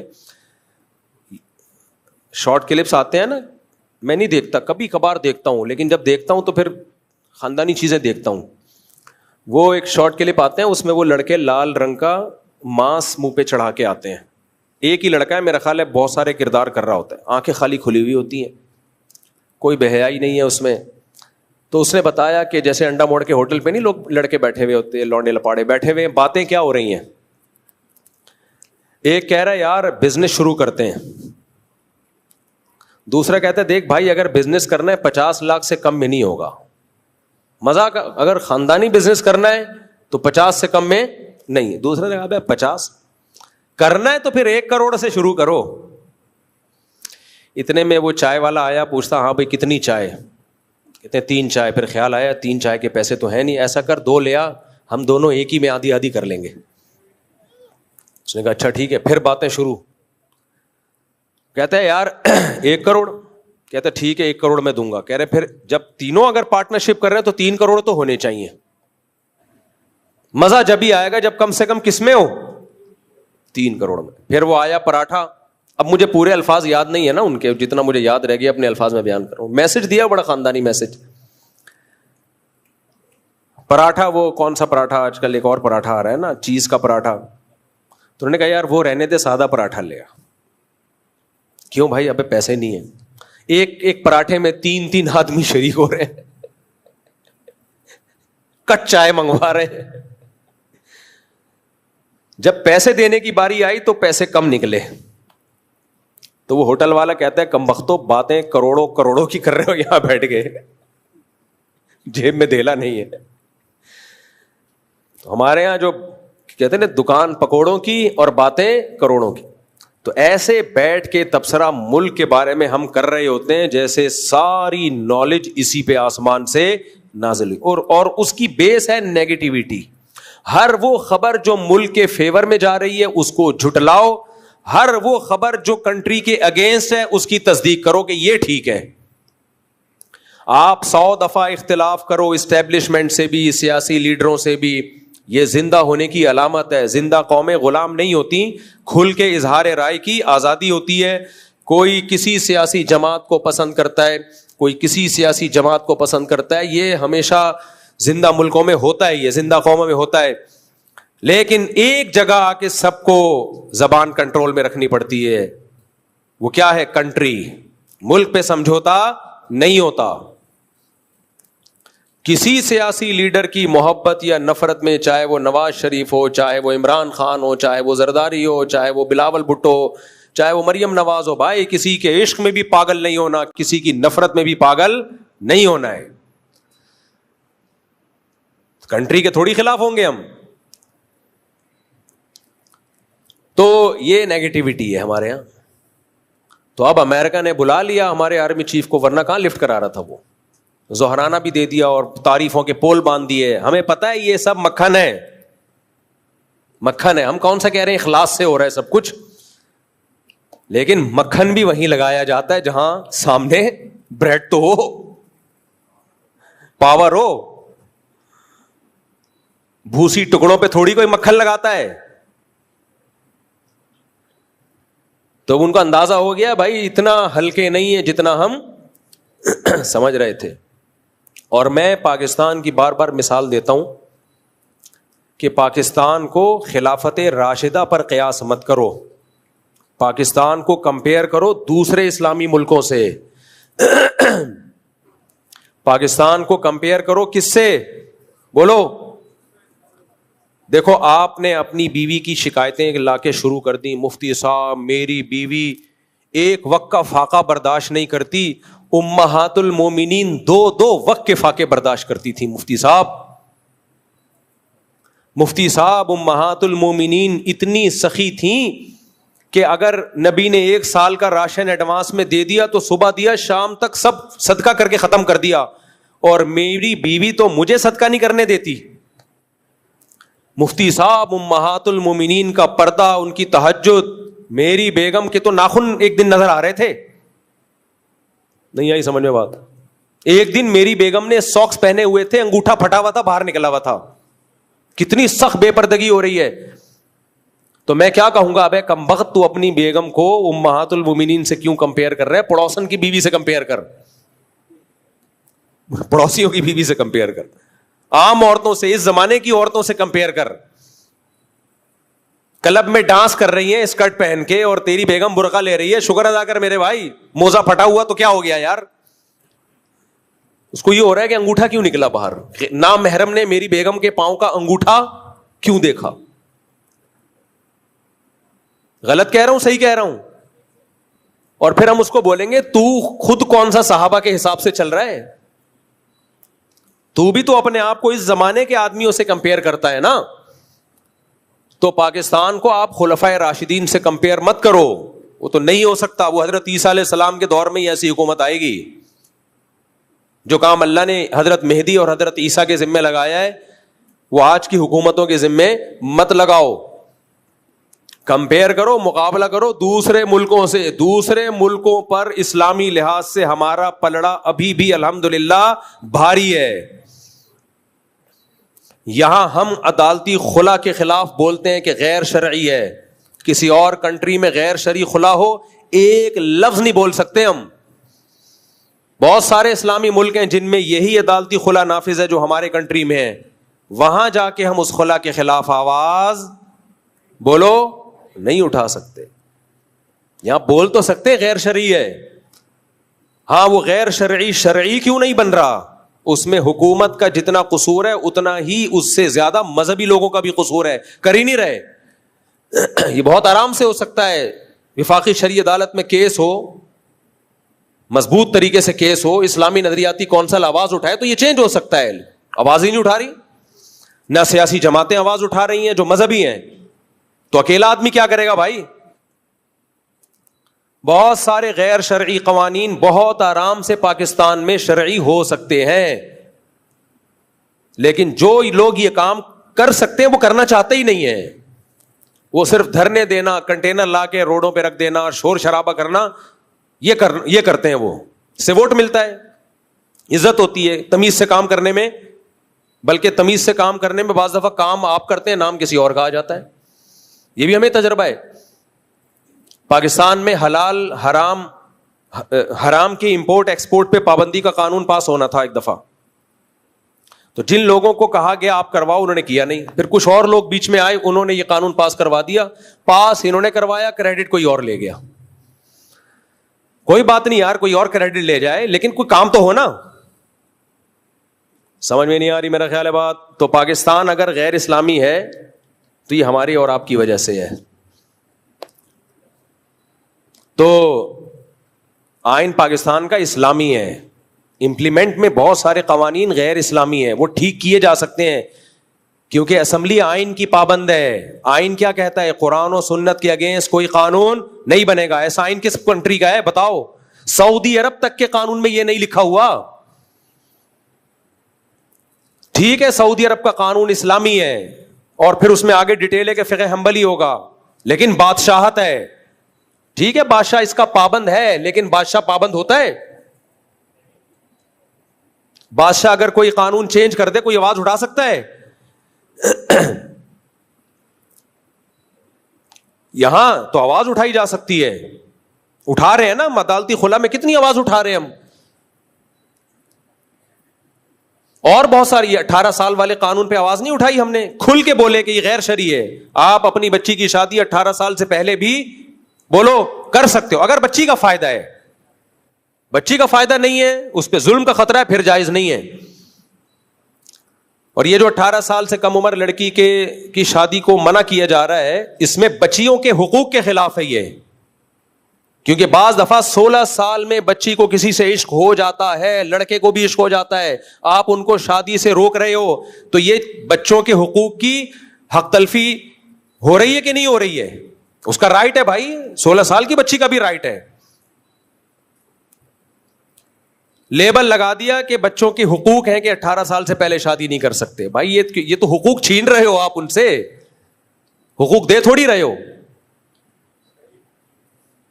ظلم جب ہوتا جب آپ کہتے 18 سال سے پہلے بچی کی شادی لازمی کرنی پڑے گی آپ کو, پھر ظلم ہوتا. کہ وہ نہیں کرنا چاہ رہی, آپ زبردستی تھوپ رہے ہو. وہ کرنا چاہ رہی ہے, قانون روک رہا ہے, تو یہ ظلم ہے اس بچی کے اوپر. آپ کہہ سکتے ہیں کہ اس عمر میں بچی نہ سمجھ ہوتی ہے, ظلم ہو سکتا ہے, اپنا جو شریک حیات منتخب کرے وہ 2 نمبر بھی ہو سکتا ہے, بات درست ہے. لیکن یہ بات انگریزوں کے لیے درست ہے, ہمارے لیے درست نہیں ہے. اس لیے درست نہیں ہے کہ ہمارے یہاں بچی کا باپ بھی ہوتا ہے, چچا بھی ہوتا ہے, ماموں بھی ہوتا ہے, وہ بھی دیکھ رہے ہوتے ہیں. سمجھ میں آ رہی ہے بات کہ نہیں آ رہی ہے؟ وہ چیک کر رہے ہوتے ہیں کہ یہ اس قابل بھی ہے کہ اس کا نکاح کیا جائے یا نہیں کیا جائے. اب مادر پدر آزاد قوم نہیں ہے بھائی, ہم لوگ کے یہاں اب تک رپورٹ یہ کہ ابا ہوتے ہیں. رپورٹ تو یہ ہے نا کہ ابا ہم لوگ کے ہاں ہوتے ہیں, چاچے مامے بھی ہوتے ہیں. تو جب تک یہ رپورٹ رہے گی کم عمر بچی کے نکاح کی بھی اجازت ہوگی, اگر وہ چاہتی ہے. زبردستی تو جائز نہیں ہے. اگر وہ چاہ رہی ہے اور باپ نے, چاچا ماموں نے دیکھ لیا کہ یہ لڑکا میری بیٹی بھتیجی بھانجی کے لیے سوٹیبل ہے, تو کسی کا باپ بھی اس کو نہیں روک سکتا. جو قانون اس کو روکے گا تو یہ بچی پہ ظلم ہوگا. آپ کہہ سکتے ہو کہ بہت سے باپ 2 نمبر ہوتے ہیں, چھوٹی بچیوں پہ ظلم کرتے ہیں. اس کا جواب یہ کہ بہت سے نہیں ہوتے, کچھ ہوتے ہیں. بہت سے نہیں ہوتے, کچھ. باپ اور بیٹی کا رشتہ یہ قدرت نے بنایا ہے, قدرت دھاندلی نہیں کرتی. سرپرست باپ کو کس نے بنایا ہے؟ اللہ نے. اللہ غلط آدمی کو سرپرست بنا سکتا ہے؟ آپ کو پتا ہے اسلام میں ماں کے بہت حقوق ہیں, لیکن سرپرست شریعت نے باپ کو بنایا, ماں کو دوسرے درجے میں بنایا ہے, پہلے باپ ہے. وجہ کیا ہے؟ فقہا لکھتے ہیں لِأَنَّ بِالرِّجَالِ مِنَ الْغَيْرَةِ مَا لَيْسَ بِالنِّسَاءِ. اللہ نے بیٹی کے معاملے میں باپ کے دل میں جو غیرت رکھی ہوتی ہے, ماں کی غیرت اس لیول کی نہیں ہوتی. ہوتی ہے اس لیول کی, ماں میں محبت کا غلبہ زیادہ ہوتا ہے. جبکہ جوان لڑکی کو جب بالغ ہو جائے تو اس کو غیرت مند باپ کی ضرورت زیادہ ہوتی ہے. جو جذباتی محبت ہے وہ ماں میں زیادہ ہوتی ہے. تو سرپرست اللہ نے کس کو بنایا میرے بھائی؟ باپ کو. تو ٹھیک ہے باپ ظالم بھی ہوتے ہیں, لیکن بہت کم ریشو ہے, زیادہ تر ظالم نہیں ہوتے. ظالم ہوتے تو پالتے کیوں, اتنی محنت کیوں کرتے؟ اور جو چند فیصد بیٹیاں بیچنے والے ہیں, جو بغیرت ہیں, ان کے لیے اسلام میں قانون سازی پہلے سے موجود ہے. موجود ہے, آپ فقہ کی کتابیں اٹھا کے پڑھو, اس کے حساب سے قانون بناؤ. بھائی 18 سال سے پہلے بھی بچی کی شادی کی اجازت ہے, زبردستی جائز نہیں ہے, اور اس میں بچی کا مفاد دیکھا جائے گا. اگر باپ نے ایسی جگہ نکاح کیا جو بالکل میچنگ کا نہیں ہے تو پھر باپ کے خلاف کیس ہوگا. اس قانون کی ہم 100 دفعہ حوصلہ افزائی کریں گے. یہ قانون ہم نہیں مانتے میرے بھائی کہ 18 سال سے پہلے آپ لڑکا لڑکی پہ پابندی لگا دو. ہم اپنے بچے کی شادی 18 سال سے پہلے کر رہے ہیں, تو سب سے پہلے تو ہمیں جیل ہوگی. کیا خیال ہے؟ اور سب سے پہلے تو مجھے, میں نے تو دوسری شادی پہلی بیوی کی اجازت سے نہیں کی, میں تو 4 دفعہ جیل ہونا چاہیے مجھے. تو اس لیے یہ قانون چلنے والا نہیں ہے. لوگ قانون توڑیں گے اور پھر دوسرے قانونوں کی حیثیت بھی لوگوں کے دل سے ختم ہو جائے گی. جب آپ خود ایسے قانون بناتے ہو جو ملک قانون توڑنے پر لوگوں کو مجبور کرے, تو پھر باقی قوانین کی بھی 2 ٹکے کی حیثیت نہیں رہتی. قانون بناتے وقت سب سے پہلے یہ دیکھا جاتا ہے یہ چل بھی پائے گا کہ نہیں چل پائے گا. یورپ امریکہ دیکھتے ہیں, تبھی وہ شراب کو اللیگل نہیں کرتے, حالانکہ وہ چاہتے ہیں کہ اللیگل ہو جائے. لیکن کیوں اللیگل نہیں کرتے؟ ان کو پتا ہے بھائی سب پیتے ہیں, ہم بھی پی کے ہی آتے ہیں, تو ہمارا دماغ کام کرتا ہے. ٹھیک ہے اس کے بہت سارے نقصانات ہیں, لیکن اللیگل کریں گے تو مانے گا کون؟ شراب کو چھڑوانے کے لیے مذہب کی موٹیویشن چاہیے, اور مذہب اس سوسائٹی میں نہیں ہے, تو نہیں ہو سکتا, نہیں چھوڑ سکتے وہ. ہمارے یہاں اس لیے ملکی قانون کی وجہ سے, مذہب کی وجہ سے چھوڑی ہوئی ہے. ٹھیک ہے ملک کی قانون اس کو سپورٹ کر لیتا ہے, لیکن اصل جو موٹیویشن, پاورفل موٹیویشن ملتی ہے, حوصلہ ملتا ہے, وہ مذہب سے ملتا ہے. دیکھو ملک اگر قانون بنا دے تم نے 1 مہینہ کھانا پینا نہیں ہے, چلے گا یہ قانون؟ صبح صادق سے لے کے غروب آفتاب تک پاکستان میں کوئی بھی نہیں کھائے گا, ملک کی قانون ہے, نہیں چلے گا. اللہ نے بنا دیا, چل رہا ہے. اللہ نے بنا دیا, 1400 سال سے چل رہا ہے, ہول سیل کے حساب سے چل رہا ہے. گرمی میں بھی چل رہا ہے, جون جولائی میں بھی چل رہا ہے. ناروے میں 22 گھنٹے کا روزہ ہے, وہاں بھی چل رہا ہے. صحیح ہے نا؟ عرب کے ریگستانوں میں بھی چل رہا ہے. تو اللہ کے قانون اور اسلام کے پاس تو پاورفل موٹیویشن ہے. حکومت کے پاس ایسی موٹیویشن نہیں ہوتی.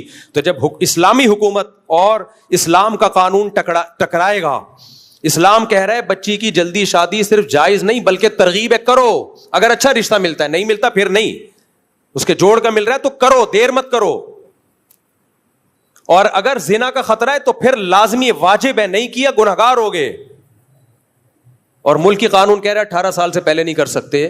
تو اسلام کے کہنے پر ہم جون میں ریگستان میں 1 مہینے کا روزہ رکھ سکتے ہیں, تو بچی کی شادی کیوں نہیں کر سکتے میرے بھائی؟ کیا خیال ہے یار؟ تو یہاں تو ملک اسلام سے جب ٹکرائے گا تو قوانین کی 2 ٹکے کی حیثیت نہیں رہے گی. اب ملک کے قانون تو مجھے تھوڑی دوسری شادی کی اجازت دیتے ہیں, ہم 4 کر بیٹھے. کیوں میں پاگل ہوں یار؟ میں اس غیر اسلامی قانون کی وجہ سے اپنا نقصان کروں یار, اپنی نسل روکوں میں؟ بیگم مجھے اجازت نہیں دے رہی, میں معاذ اللہ زنا کی طرف چلا جاؤں, دوستیوں کی طرف چلا جاؤں, تو اٹھا کر پھینک دو باہر گلی میں. نئی تہذیب کے انڈے ہیں, بولو گندے. نہیں مانے گا کوئی. تو حکومت کو چاہیے ہوش کے ناخن لے, ایسے قانون نہ بنائے جو خود ملک کے لیے نقصان دہ ہوں. کوئی بھی نہیں مانتا. اس لیے اپنی بچی کا رشتہ اچھا ہے, 2 نمبر لوگوں سے مت, کیونکہ بچی جب نو عمر ہوتی ہے تو سسرال میں ظلم کا خطرہ بہت ہوتا ہے اس کے اوپر. اس لیے ہم اس چیز کی اجازت یا ترغیب جب دیتے ہیں جب آپ کو پورے طور پر کوئی اپنی بچی کے لیے سسرال ملے, اسرائیل نہ ملے. بعض سسرال کم, سسرائیل زیادہ ہوتے ہیں. وہ سسرال کم ہوتے ہیں, سسرائیل بولو زیادہ ہوتے. اور بچے کی بھی 15-16 سال میں شادی کرا دو, زنا سے بچے گا, اوٹ پٹانگ حرکتوں سے بچے گا. لیکن یہ بھی جب بچہ سمجھدار ہو, اپنی ذمہ داریاں پوری کر رہا ہو. اگر لونڈے لپاڑوں میں کھیل رہا ہے سارا دن, پڑھائی پہ توجہ نہیں ہے, ذمہ داریاں پوری نہیں کر رہا, تو پھر نہیں کرو. پھر وہ بگڑنے کا بھی خطرہ ہے. پھر وہ بچے اسپیڈ سے پیدا کرے گا, خرچہ آپ کا کرائے گا. ہر سال ایک بچہ آپ کی گود میں لا کے ڈالے گا. دادا, وہ یعنی میرے بچوں کے دادا آپ ہی کہتے تھے اسپیڈ سے پیدا کرو. وہ یہ بیان نہیں دیکھے گا کہ اپنے خرچے پہ پیدا کرو, مگر کس کے خرچے پہ؟ اپنے. تو لا کے جھولی میں ڈالتا جائے گا. ایسے واقعات بھی ہیں. میں نے منع کیا مت کر اپنے بیٹے کی شادی. وہ مجھے کہہ رہے ہیں آپ تو خود ترغیب دیتے ہو جلدی شادی کرو. میں نے کہا بھائی وہ اپنی ذمہ داریاں پوری کر کے دکھائے پھر کرو نا. نہیں جی جوش چڑھا ہوا تھا کر دیا. اب وہ اسپیڈ پہ پاؤں, بچے پہ بچہ. تو دادا کہہ رہا ہے کم بختوں, میں اپنی بیوی کو پالوں, اپنے بچوں کو پالوں, اپنی بیٹیوں کو پالوں, تیرے بچے بھی میں ہی پالوں, تیری بیوی کو بھی میں پالوں. تو یہ ظلم ہے بھائی. تو بچے میں پتہ چل جاتا ہے کہ آثار ہیں یا نہیں ہیں, سمجھداری کے آثار ہیں, پھر کر دو, پھر برکت دے گا اللہ تعالیٰ. تو ہاں نہیں, قوانین رفیع بھائی کہہ رہے ہیں قوانین جو بناتے ہیں شراب پی کے بناتے ہیں. ایسا نہیں ہے, بہت سے بغیر پیے بھی بناتے ہیں یار. چلے ٹھیک ہے. تو کچھ پی کے بناتے ہیں, کچھ بغیر پیے بناتے ہیں. اسمبلیوں میں سارے شرابی بھی نہیں ہوتے, اچھے برے ہر طرح کے لوگ ہوتے ہیں. سب کو ایک ہی لاٹھی سے نہیں آنکنا چاہیے. میں چاہ رہا ہوں رفیع بھائی کو اسمبلی میں پہنچا دیں ایک دفعہ, پھر رفیع بھائی ہی ہوں گے, پھر کسی کی نہیں چلے گی. تو خیر کیا بات چل رہی تھی میرے بھائی؟ اٹھا کر پھینک دو باہر گلی میں, نئی تہذیب کے انڈے ہیں, بولو گندے. دیکھو جب ہم پیغمبر صلی اللہ علیہ وسلم کو نبی مان لیا, یا تو مانتے نہیں مانتے تو جمعہ پڑھنے کی ضرورت نہیں تھی.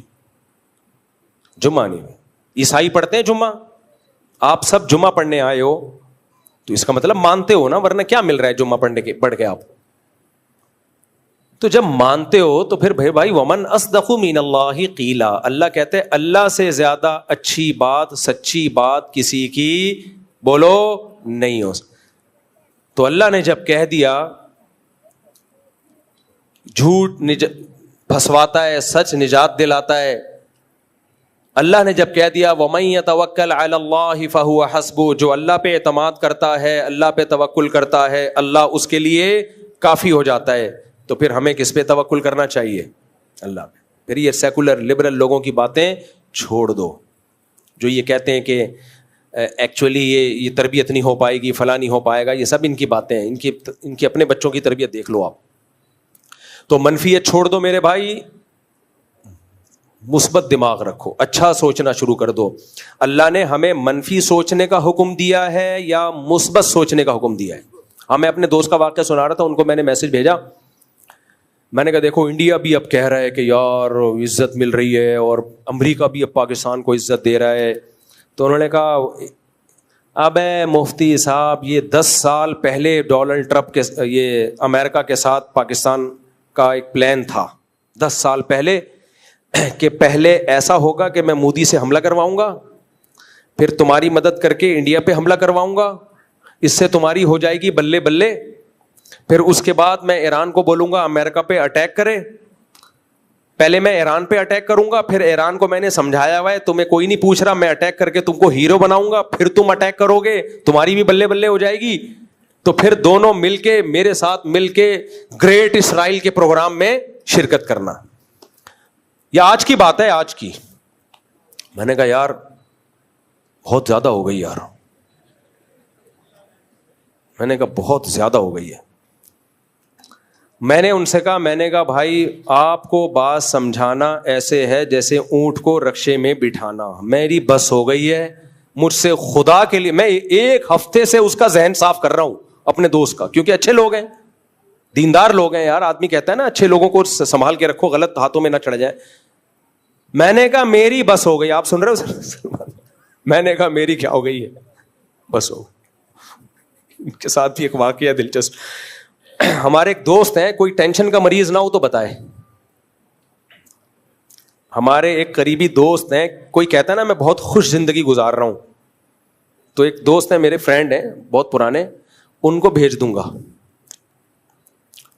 بھول جاؤ گے خوشی کسے کہتے ہیں, وہ ایسی باتیں کرتا ہے نا. تو وہ ہمارے جو فرینڈ ہیں نا جن کو میں نے ابھی, وہ اس کے علاوہ ہیں, 15-20 دن سے ذہن سازی کر رہا ہوں کہ مثبت سوچو. جب میں نے یہ کلپ بھیجا تو ان کا یہ رسپانس آیا. اصل میں 10 سال پہلے سے کیا تھی پلاننگ. میں نے کہا بھائی خدا کی قسم اونٹ کو رکشے میں بٹھانا آسان ہے, آپ کو بات سمجھانا ممکن.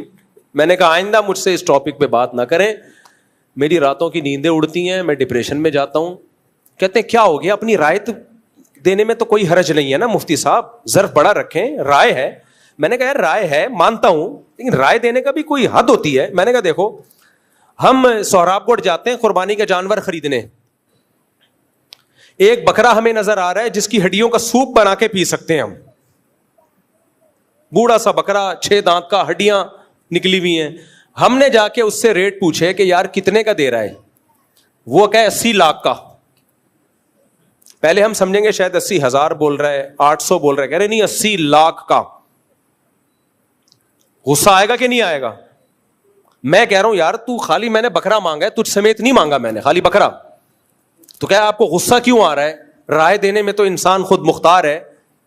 بھائی صاحب رائے کی بھی کوئی لمٹ ہوتی ہے نا یار, سوپ کے اتنے پیسے لے رہے ہو سوپ کے, اور اس کا بھی یقین نہیں ہے کہ نکلے گا کہ بھی نکلے گا کہ بھی نہیں نکلے گا, یہ بھی نہیں پتا. حد ہوتی ہے نا کوئی. آپ 80,000 بھی بول دیتے تو ہم کہتے یار بس کرو. تو 10 سال پہلے سے پلاننگ چل رہی ہے, امریکہ اور انڈیا اور پاکستان, ایران نے خاندانی کام کیا, جو بھی اس نے کرنا تھا کیا, اکیلا کھڑا ہوا ہے پوری دنیا کے مقابلے میں. تو اب اس پہ تو تعریف بنتی ہے. ٹھیک ہے جو منفی چیزیں ہیں وہ منفی ہیں, لیکن یہ موقع تو ابھی اتحاد کا ہے نا میرے بھائی, یہ موقع تو اتحاد کا ہے. نہیں ایکچولی یہ خود ہی مروا رہا ہے, خود ہی کروا رہا ہے, خود ہی. ابے 2 آرمی چیف اڑوا دیے خود ہی, کیا ہو گیا میرے بھائی, بس کرو یار. اپنا آرمی چیف اپنے آپ کو مروا رہا ہے. تو یہ کھوپڑی میں آنے والی باتیں نہیں ہیں. خدا کے لیے مثبت سوچنا سیکھو. اور یہ میں نہیں کہہ رہا, یہ اللہ کا حکم ہے. اللہ نے کیا فرمایا, ان بعض الظن اثم, بدگمانی سے بچو, اس لیے کہ بہت ساری بدگمانیاں گناہ ہوتی ہیں, وہ غلط ہوتی ہیں. مثبت سوچنے سے صرف آخرت میں فائدہ نہیں ہوتا, دنیا میں بھی فائدہ ہوتا ہے, صحت اچھی ہوتی ہے, خوش رہتا ہے آدمی. جو منفی سوچتا ہے وہ منفی سوچ کے نفسیاتی بن جاتا ہے. تھوڑے دنوں میں ڈاکٹروں کے پاس جاتا ہے علاج کرنے کے لیے, کیونکہ اس کو ہر چیز سازش نظر آتی ہے. جیسے عاملوں کے پاس آپ چند دن بیٹھ گئے نا, عامل کہے گا فلاں نے جادو, فلاں نے کالا, فلاں نے پیلا علم, فلاں نے یہ کیا ہوا, تھوڑے دن کے بعد آدمی کو ہر جگہ جن چڑیل بھوت, وہ سمجھتا ہے کہ جو میری بیوی ہے ہو سکتا ہے یہ چڑیل ہو, بیوی کے روپ میں آئی ہوئی ہو. میں نے دیکھا ہے یہ حالت ہو جاتی ہے عاملوں کے پاس بیٹھ کے. یہ چڑیل, اس نے یہ کر دیا, اس نے جن بھیج دی, اس نے بندش لگا دی, اس نے یہ کر دیا, اس نے وہ کر دیا, ہر وقت الٹا سیدھا سوچتے رہیں گے. تو یہی حال ہو جاتا ہے منفی سوچنے کا. علماء کے خلاف لوگ منفی بہت سوچتے ہیں. ٹھیک ہے بھائی, 2 نمبر لوگ ہر جگہ ہوتے ہیں, 1 نمبر بھی ہوتے ہیں, 2 نمبر بھی ہوتے ہیں, آپ سبھی کو لپیٹنا شروع کر دیتے ہو. مدرسوں کے خلاف لوگ بہت منفی سوچتے ہیں. بھائی 2 نمبر بھی ہوتے ہیں لیکن 1 نمبر بھی ہوتے ہیں. ضروری نہیں کہ ہر مولوی کھا رہا ہو بیٹھ کے پیسے, جس کے پاس بھی پیسہ ہو وہ 2 نمبر ہی ہو, یا جو مدرسہ بھی ہے اس میں پیسہ غلط ہی استعمال ہوتا ہو. یہ کیسے ہو سکتا ہے؟ اللہ علماء کو گمراہی پہ تھوڑی جمع کرے گا. نہ عقیدت کی اندھی چادر اوڑھ کے بیٹھو, نہ کسی سے کلٹ کہتے ہیں نا انگلش میں اس کو, نہ کسی عشق میں مبتلا ہو بھائی, نہ کسی کے بغض میں مبتلا ہو. اعتدال کے ساتھ چیزوں کا تجزیہ کیا کرو, اچھے کو اچھا کہو, برے کو برا کہو. اور یاد رکھو سازش بھی ایک حد تک ہوتی ہے. دنیا میں کوئی ایسی سازش نہیں ہے جو اتنی اونچی پلاننگ کر کے بہت اتنا, اللہ نے انسان کو طاقتور نہیں بنایا ہے. یہ کورونا کے بارے میں لوگ کہتے تھے نا یہ جرثومہ پھینکا گیا ہے پوری دنیا کو برباد کرنے کے لیے. اللہ نے انسان کو ابھی اتنا طاقتور نہیں بنایا ہے کہ جب چاہے دنیا کو, نظام کو تباہ و برباد کر دے. ایسا نہیں ہوتا. اب آپ کہہ سکتے ہو ایٹم بم تو کر سکتا ہے, لیکن پھر اللہ نے ایٹمی طاقت کسی ایک کنٹری کو نہیں بنایا. اس کو روکنے کے لیے بہت سارے ملکوں کو ایٹم بم دے دیا اللہ نے تاکہ وہ نہ پھاڑ سکیں. تو فطرت خود انوالو ہوتی ہے, بہت سی چیزوں کو کنٹرول کر رہی ہوتی ہے. فطرت کسی ایک کو بہت زیادہ آگے جانے نہیں دیتی. نبی کی صحیح حدیث ہے, حق علی اللہ الا یرتفع شیء الا وضعہ او کما قال صلی اللہ علیہ وسلم. اللہ کے ذمہ یہ لازم ہے کہ جب کوئی بہت اوپر جائے گا اللہ اس کو نیچے لائے گا. طاقت کا توازن اللہ بھی تقسیم کرتے ہیں تاکہ انسان زمین کا خدا نہ بن جائے. تو اس لیے مثبت سوچا کرو میرے بھائی. بیان تو میں نے کہاں سے شروع کیا تھا, کہیں اور کو ختم ہو رہا ہے. کوئی ایسی بات نہیں ہے, اگر اچھی بات سننے کو مل جائے تو کوئی ایسی بات نہیں ہے میرا خیال ہے. تو اللہ تعالیٰ سے دعا ہے اللہ ہمارے ملک کی بھی حفاظت کرے, اور اللہ ہمیں ہمارے ملکی حالات پر خوش ہونے کی توفیق عطا فرمائے. جس کی شادی ہو اللہ دولہا کو خوش ہونے کی توفیق عطا فرمائے. آخری بات کر کے بس بیان ختم کرتا ہوں. ہمارے ایک استاذ ہیں, انہوں نے ایک بات کی کہ پاکستانی قوم کی مثال ایسے ہو گئی ہے کہ جیسے کسی کی شادی ہو تو ایک لوگ مبارکباد دے رہے ہیں دولہا دلہن کو. ایک بندہ کہتا ہے میں حقیقت پسند ہوں, میں دھوکے میں نہیں آتا, میں مبارکباد نہیں دوں گا. کیوں نہیں دے رہا مبارکباد؟ بھائی ہو سکتا ہے ان میں طلاق ہو جائے, ہو سکتا ہے بیوی اتنی ڈپریشن دے کے یہ خودکشی کر لے. دیکھو فلاں رپورٹ ہے جنگ اخبار کی, وہ دیکھو فلاں شادی ہوئی تھی پہلی رات میں ہی کھمبے سے لٹک گیا میاں. ہو سکتا ہے بیوی کھمبے سے لٹک جائے. دیکھو ایک دفعہ ونس اپون اے ٹائم, وہ فلاں نے لکھا ہے اپنی کتاب میں, UK میں اسی طرح ایک شادی ہوئی تھی, دلہن لٹک گئی کھمبے سے. ہو سکتا ہے وہ سب کی رپورٹیں پیش کر رہا ہے. لوگ بولیں گے کمبخت ابھی شادی ہوئی ہے, یہ امکانات ہیں, ابھی مبارکباد دے دے. سارے مبارکباد دے رہے ہیں. تو امکانات کی دنیا تو بہت وسیع ہے میرے بھائی. جب طلاق اللہ نہ کرے ہو گئی تو پھر رو لینا آ کے. تو ایسا ایٹیٹیوڈ پیش کر رہا ہے کہ نہیں بھی ہو تو ہو جائے گی. ہمارے ایک دوست کا نکاح تھا, انہوں نے اپنی سسرال کو بتایا کہ ہو سکتا ہے میں دوسری شادی کر لوں. رشتہ ٹوٹ گیا, میرے پاس آیا روتا ہوا. میں نے کہا تم نے پکی ڈھکی کرنی تھی؟ کہہ رہا نہیں کرنی تو نہیں تھی لیکن امکان تو ہے نا. میں نے کہا امکانات تو بہت زیادہ ہیں. میں نے کہا امکان تو یہ بھی ہے کہ ہو سکتا ہے تم اس کو قتل کر دو. کیوں بھائی؟ ہو سکتا ہے وہ تمہیں قتل کی کوشش کرے اور تم پہلے سے اس کو جان بچانے کے لیے قتل کر دو. تو سسرال کو پوری رپورٹ پیش کرنی تھی. آپ نے یہ کہنا تھا دیکھو میری آپ کی بچی سے شادی ہو رہی ہے, اگر اس نے قتل کی کوشش کی نا تو میں مار دوں گا اس کو. ویسے تو نہیں ماروں گا لیکن اگر کوشش کی تو میں کیا کروں گا؟ مار دوں گا. وہ کہیں گے کب کوشش کر رہی ہے؟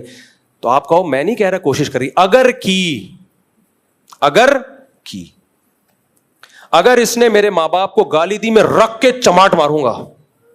بیٹا ہم نے اپنی بیٹی کی تربیت کی ہے, گالی نہیں دے گی. میں کب کہہ رہا ہوں انکل گالی دے گی؟ اگر کی, کیونکہ میں صاف گو آدمی ہوں, حقیقت پسند ہوں. ہوائی دنیا میں احمقوں کی جنت میں ہی نہیں رہتا. ابھی ریٹرن میں لکھواؤں گا, اور پولیو کے قطرے نہیں پلاؤں گا میں. یہ بھی ہوتا ہے. ایک شادی اس طرح ٹوٹی, وہ بندہ پہلے سے کہہ رہا ہے میں پولیو کے قطرے نہیں پلاؤں گا. وہ کہیں گے کمبخت بچہ تو پیدا ہونے دے, ابھی شادی کہاں ہوئی ہے. یہ تو میں نے اپنی آنکھوں دیکھا واقعہ ہے. ایک بندے کو میں لے گیا تو وہ اس کی شادی نہیں ہو رہی تھی, تو وہ رشتے والوں نے اس کو بولا, لڑکی والوں کے ابا سے, لڑکی سے ابا سے ملایا. ابا کو پہلے کہہ رہے ہیں میں دیکھیں پولیو کے قطرے نہیں پلاؤں گا. وہ کہہ رہے ہیں مفتی صاحب کیا لے کر آئے ہو آپ؟ کہ یار مجھے نہیں پتا تھا. وہ نہیں دی انہوں نے. پہلے ہاں ہونے دے, بچہ پیدا ہونے دے, اس کے بعد یہ باتیں ہیں یار. تو یہ ہے منفی. تو جو کام جو اچھا ہو رہا ہے اس پہ کیا کرنا ہے بھائی, خوشی منانی ہے. باقی سائڈ افیکٹ تو ہر اچھے کام کے تھوڑے بہت ہوتے ہیں, تو جب ہوں گے تو اس وقت رو لینا بیٹھ کے. اللہ ہم سب کو خوش رہنے کی توفیق عطا فرمائے, یہ بہت بڑی ٹینشن. جزاکم اللہ, سبحانک اللہم و بحمدک. آج جو میں نے بیان شروع کیا تھا نا کہ انسان کو اپنی اصلاح کی فکر ہونی چاہیے, یہ بیان میں نے یہاں سے شروع کیا تھا. تو اگلے ہفتے پھر جب دوبارہ بیان ہوگا جمعے کا, تو انشاءاللہ پھر اس کو میں کنٹینیو کر لوں گا. تو اس میں یہ تھا کہ اپنی اصلاح کی فکر, دوسرے کی اگر اصلاح کرنی ہے تو وہ بھی اپنی نیت سے, کہ اگر میں تبلیغ نہیں کروں گا تو اللہ مجھ سے میرے بارے میں سوال کرے گا. تو دوسرے کو تبلیغ بھی اپنی نیت سے کرنا فرض ہے, کہ بھائی میری ذمہ داری ہے, میں اپنے آپ کو بچانے کے لیے دوسرے کو تبلیغ کر رہا ہوں. اس پہ انشاءاللہ پھر ہم بیان کریں گے دوبارہ. میرا سوال یہ ہے کہ یہ جو پانی کے معاملات ہیں واٹر بورڈ کے, سمجھے, تو ایک تو یہ ہے کہ لائن مین سے لے کے آواز آ رہی ہے آواز, لائن مین سے لے کے ایم ڈی تک جو بھی واٹر بورڈ سے وابستہ ہیں, جو اپنی ذمہ داری پوری نہیں کر رہے. جی. اب لائن مین وال نہیں کھول رہا, کہیں پانی دیکھیں ناانصافی یہ ہے کہ کہیں پانی روز آ رہا ہے, کہیں ایک دن بیچ کر کے آ رہا ہے, اور کہیں 4 دن بعد آ رہا ہے. یہاں 25 دن بعد پانی آیا ہے. اب وہ میں نے دیکھا ایک ویڈیو آئی ہے, جو نہر ہے, جو ڈیم کہا جاتا ہے, اس ڈیم سے جو پانی آ رہا ہے ہم لوگوں کے پینے کے لیے, کراچی والوں کے لیے, یا خاص طور پر نارتھ کراچی والوں کے لیے, وہ اس کے اندر ہزاروں لوگ نہا رہے ہیں. اور اس کے اندر جو ہے نا, جب نہاتے ہوئے انسان پیشاب بھی کر سکتا ہے, تھوکتا تو ہے ہی, لیکن پیشاب بھی کر سکتا ہے. تو آیا اس پانی کی کیا حیثیت ہے کہ ایک تو پانی بہتا ہوا وہ ہوتا ہے پاک, جو دریاؤں سے بہتا ہوا آ رہا ہے اور آگے تک بہتا ہوا جا رہا ہے. یہ پانی ڈیم سے آ کے ہماری لائنوں میں آ کے ہمارے گھروں میں آ رہا ہے. تو آیا اس پانی کی کیا حیثیت ہے؟ اور جو لوگ اس کے ذمہ دار ہیں کہ وہ ان کو نہانے والوں کو روکیں, اور جو لوگ جو ذمہ دار ہیں وہ کام یہ نہیں کر رہے, تو کیا ان کی روزیاں حرام نہیں ہیں؟ اور پھر وہاں واٹر ٹینکر پانی کے بھرے جا رہے ہیں رشوتیں دے کے, تو وہ ان کی روزی حرام نہیں ہے جو واٹر ٹینکر وہاں سے بھر کے پانی بیچ رہے ہیں؟ یہاں سے تو بھر ہی رہے ہیں سقی سے, یہاں کے معاملات ہو رہے ہیں, لیکن وہاں واٹر ٹینکر لائن سے لگے ہوئے ہیں اور وہ واٹر ٹینکر بھر رہے ہیں پانی اور وہ بیچ رہے ہیں. تو ان کی روزی کا کیا حال ہوگا؟ اور یہ جو ذمہ دار ہیں جو ان کو نہانے والوں کو روکیں اور جو نہیں روک رہا ہے, ان کی روزیاں حرام نہیں ہے, اپنے بچوں کو حرام نہیں کھلا رہا وہ. دیکھو بھائی مسئلہ یہ ہے کہ پاکستان کراچی میں جہاں سے پانی آتا ہے نا, یہ 2 جھیلوں سے آتا ہے. تو ہب ڈیم سے آتا ہے, یا ادھر سے کینچر جھیل ہے, پتہ نہیں کیا نام ہے اس کا, وہاں سے پانی آتا ہے. ان کا کہنا یہ ہے کہ اس پانی میں انسان روزانہ نہاتے ہیں, تھوکتے بھی ہیں, اور بھی رپورٹیں پیش کرتے ہیں, وہ پیشاب بھی کرتے ہوں گے. یہ تو خالی انسانوں کا کہہ رہے ہیں, ہم نے کتے نہاتے ہوئے دیکھے ہیں. کتے, بھینسیں, گائیں, جس کو موقع ملتا ہے پانی میں اتر کے انجوائے کرتا ہے وہ. پھر وہ پانی آتا ہے ہمارے نلکوں میں, ہم پیتے ہیں اس پانی کو. ٹھیک ہے, ایز اٹ از نہیں آتا, گورنمنٹ اس کو فلٹر کرتی ہے, لیکن اتنی بات تو ہے نا کہ آپ جو پانی لوگوں کے پیٹ میں جائے گا, جس پانی سے لوگ نہا رہے ہیں, برتن دھو رہے ہیں, اس میں گورنمنٹ کو اتنی نگرانی تو کرنی چاہیے کہ کم از کم کتے تو نہ نہائیں اس کے اندر. تو ہم نے معلومات کی تو پتہ چلا کہ اس پانی میں پبلک کو نہانے کی پرمیشن نہیں ہے, اللیگل ہے اس پانی میں نہانا. تو اگر یہ اللیگل ہے تو جو اس کی حفاظت پہ مامور لوگ ہیں وہ اپنی ڈیوٹی پوری نہیں کر رہے, تو یقیناً ان کی آمدن حرام ہوگی. گورنمنٹ کی طرف سے ان کو جو تنخواہ مل رہی ہے وہ حرام ہوگی, کیونکہ وہ اپنی ذمہ داری پوری نہیں کر رہے. تو گورنمنٹ کو چاہیے اس پہ نوٹس لے, جو پانی پینے کا آ رہا ہے اس میں لوگوں کو نہانے سے منع کرے. ویسے نہائیں, جن کھیتوں سے پانی سے کھیتوں کو سیراب کیا جاتا ہے اس میں نہائیں, بھینسوں کو بھی نہلائیں, اس میں خود بھی نہائیں. نہانے سے کوئی منع نہیں کر رہا, لیکن یہ جو کراچی میں 2 بڑی نہریں آ رہی ہیں پانی کے لیے, اس میں پبلک کے نہانے پر پابندی ہونی چاہیے, کیونکہ صرف نہائیں گے نہیں, بچے تو پیشاب بھی کریں گے اس کے اندر. تو گورنمنٹ کہتی ہے ہم فلٹر کرتے ہیں. ٹھیک ہے آپ فلٹر کرتے ہیں, لیکن کوئی انسانیت بھی کوئی چیز ہوتی ہے نا. یہ تھوڑی کہ پیشاب کر دو پانی میں, فلٹر کر کے پلا دو کسی کو بھی. باقی وہ پانی ناپاک نہیں ہوتا, کیونکہ بہتا ہوا پانی ہے, جب تک اس میں بدبو نہیں آئے گی وہ ناپاک نہیں کہلائے گا. لیکن صحت کے لیے بہرحال انتہائی نقصان دہ. اور آپ کی یہ بات بالکل درست ہے کہ گورنمنٹ کو بھی نوٹس لینا چاہیے, اور جن لوگوں کو وہاں گورنمنٹ نے متعین کیا ہوا ہے پانی کی حفاظت پر, وہ ذمہ داری پوری نہیں کر رہے تو ان کی آمدن بھی حرام ہے اور ناجائز ہے. تو یہ بات بالکل معقول ہے آپ کی. دیکھو واٹر ٹینکر جو بھر رہے ہیں نا, یہ بات ہم نے اپر لیول پہ پہنچائی ہے کہ اس کام کو واٹر مافیا کو روکا جائے. واٹر ٹینکر ڈائریکٹ لائنوں سے پانی لیتے ہیں, پھر ایک ٹینکر مافیا ہے, یہ پانی لیتے ہیں پھر وہ ڈسٹریبیوٹ کرتے ہیں. تو جب ہماری اعلیٰ عہدیداروں سے اس بارے میں بات ہوئی, رینجرز والوں کی بات کر رہا ہوں, جو سندھ گورنمنٹ ہے اس کی بات نہیں کر رہا, تو ہمیں یہ بتایا گیا, جواب یہ دیا گیا, وہ جواب صحیح ہے غلط ہے وہ فیصلہ آپ خود کریں. وہ جواب یہ دیا گیا ہے کہ سندھ گورنمنٹ لوگوں کو پراپر وے میں پانی دے نہیں رہی. کہیں پانی اتنا آ رہا ہے کہ ندیاں کی ندیاں بہہ رہی ہیں, کہیں نل کا کھولو تو ہوا کے علاوہ کچھ بھی نہیں آتا. تو ہم اگر یہ ٹینکر مافیا کو بھی روک لیں گے تو اس سے یہ نہیں ہوگا کہ پانی پہنچنا شروع ہو جائے گا, بلکہ جن کے گھروں میں ٹینکر کے ذریعے پانی آ رہا ہے نا, تو یہ آپشن بھی ان کے پاس سے ختم ہو جائے گا, وہ اس سے بھی جائیں گے, قحط پڑ جائے گا بالکل.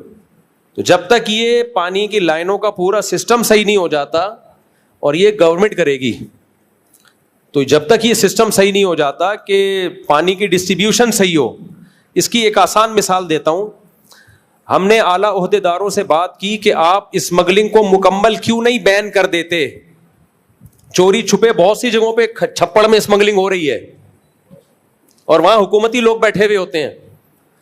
تو ان کا جواب یہ تھا کہ کچھ علاقے ایسے ہیں جہاں ہم نے اسمگلنگ پہ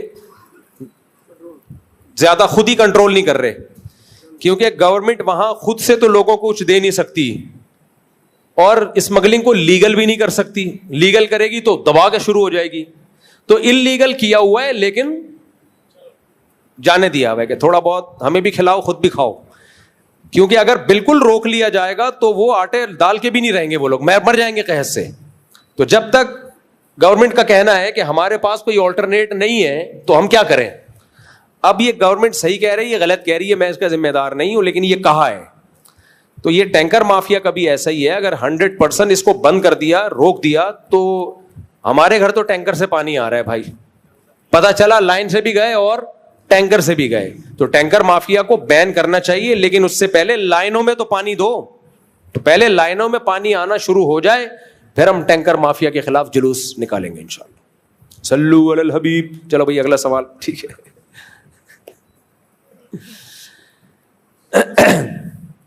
السلام علیکم. وعلیکم السلام. مفتی صاحب, سب سے پہلے تو میں آپ کو بتاؤں کہ میں بہت عرصے سے آپ کو سنتا ہوا آ رہا ہوں, اور میں بیسکلی جو ہے اسکول کا پرنسپل بھی ہوں, ماشاءاللہ, پرائیویٹ اسکول بھی ہے. تو میرا سوال تھوڑا سا ڈفرینٹ ہے, اور اگر میں اردو میں بولوں گا تو یقیناً کیونکہ یہ میڈیا وغیرہ میں بہت زیادہ ہوتی ہے تو شاید میری پکڑ بھی ہو سکتی ہے. آپ اردو میں بول لیں. سر ایکچولی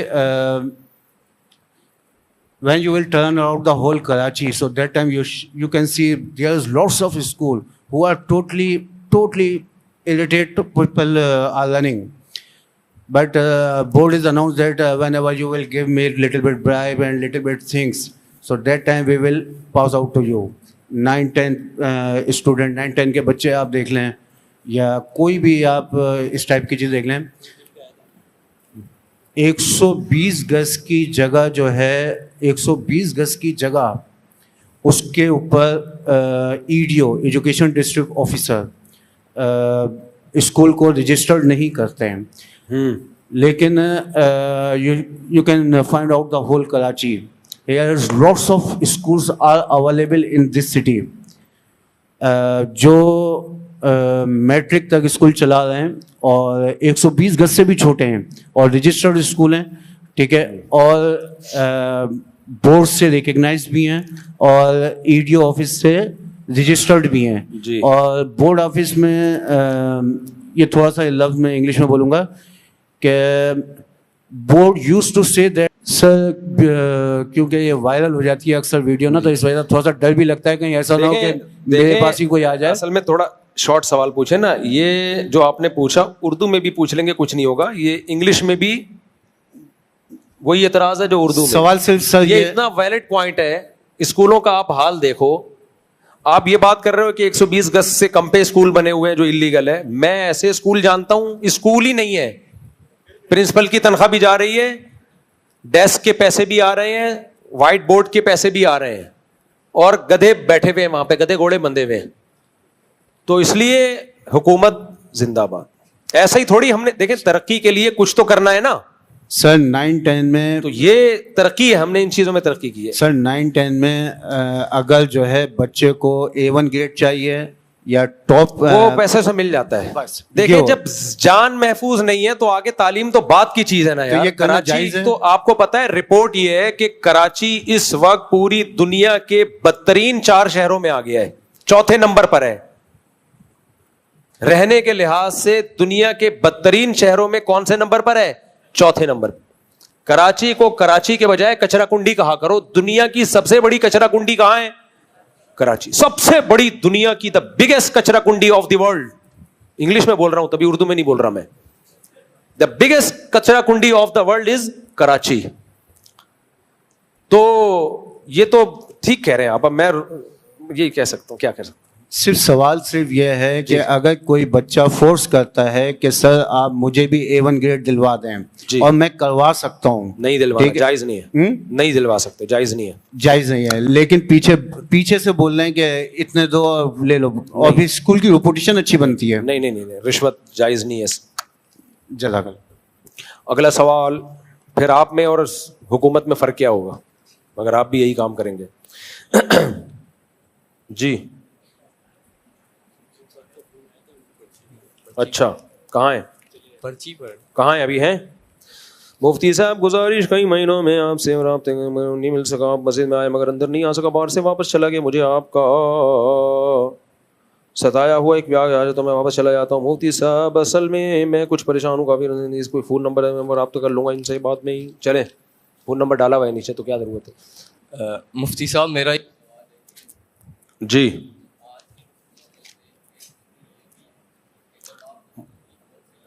مائک تو آن کریں یار, سب کو سوال تو آئے نا.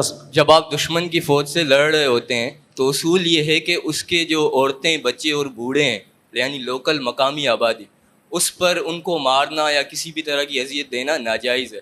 اب مسئلہ یہ ہے اسرائیل نے فلسطین پر جو کچھ بھی کیا وہ تو ظاہر بات ہے ظلم تھا, لیکن جو ایران بدلے میں کر رہا ہے تو ان کی عام آبادی کے مقامی علاقوں میں میزائل گرا کے ان کو جو ہے عام عوام کو بھی مار رہا ہے. تو کیا اس کی اسلام میں اجازت ہے؟ کیونکہ عوام تو بہت ساری جو ہے حکومت کی پالیسیز کے آدمی کے خلاف ہوتی ہے, عوام کا کیا قصور ہے؟ دیکھو جنگ میں اصل حکم تو یہی ہے کہ عورتوں بچوں کو نشانہ نہ بنایا جائے, لیکن جنگ میں اتنی ایکوریسی کے ساتھ کہ کوئی بچہ نہ مرے, کوئی عورت نہ مرے, کوئی بوڑھا نہ مرے, یہ پاسبل نہیں ہے.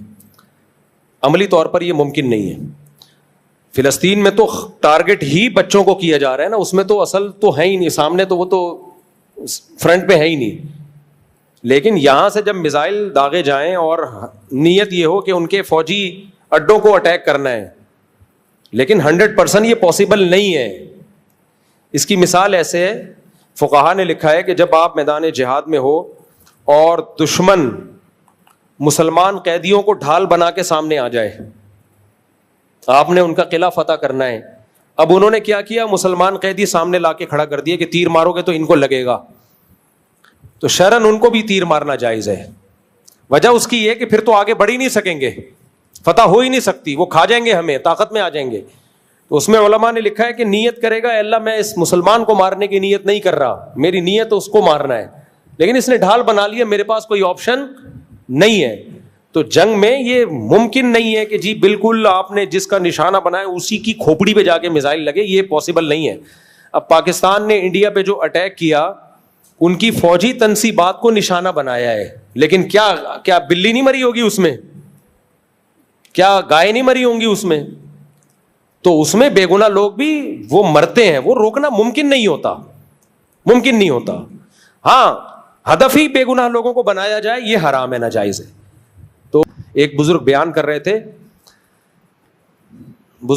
رہے تھے کہ گورباچوف تھا نا جو افغانستان میں آیا تھا, رشیا کا صدر, کیسا بیڑا غرق کیا اس نے افغانستان کا, 16 لاکھ افغانی شہید کر دیے تھے جب نہیں رشیا کا انقلاب آیا تھا.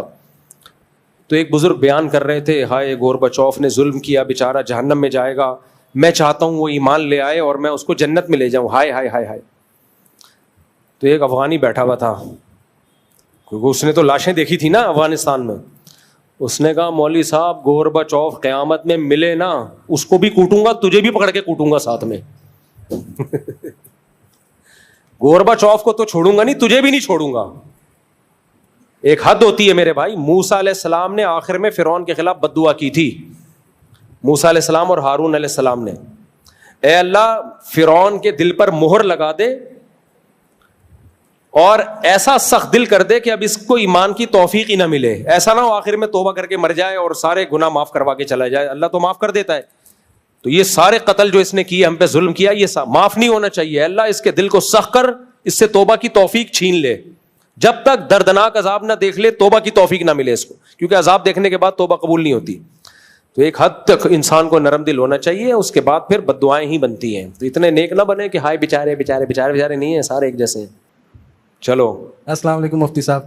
مفتی صاحب میرا نام حمزہ ہے, میں خاص طور پر لاہور سے آیا ہوں آپ سے ملنے کے لیے. آپ کے میں 2015 سے بیان سن رہا ہوں. اچھا. تو اللہ تعالیٰ کی توفیق سے اور آپ کے بیانوں کی وجہ سے ہی میں نے ماشاء اللہ داڑھی رکھی ہے. واہ واہ واہ. جب مجھے کوئی کہتا ہے نا آپ کا بیان سن کے داڑھی رکھی ہے, مزہ آ جاتا ہے, کیونکہ داڑھی رکھنا نوجوان کے لیے بہت مشکل ہے.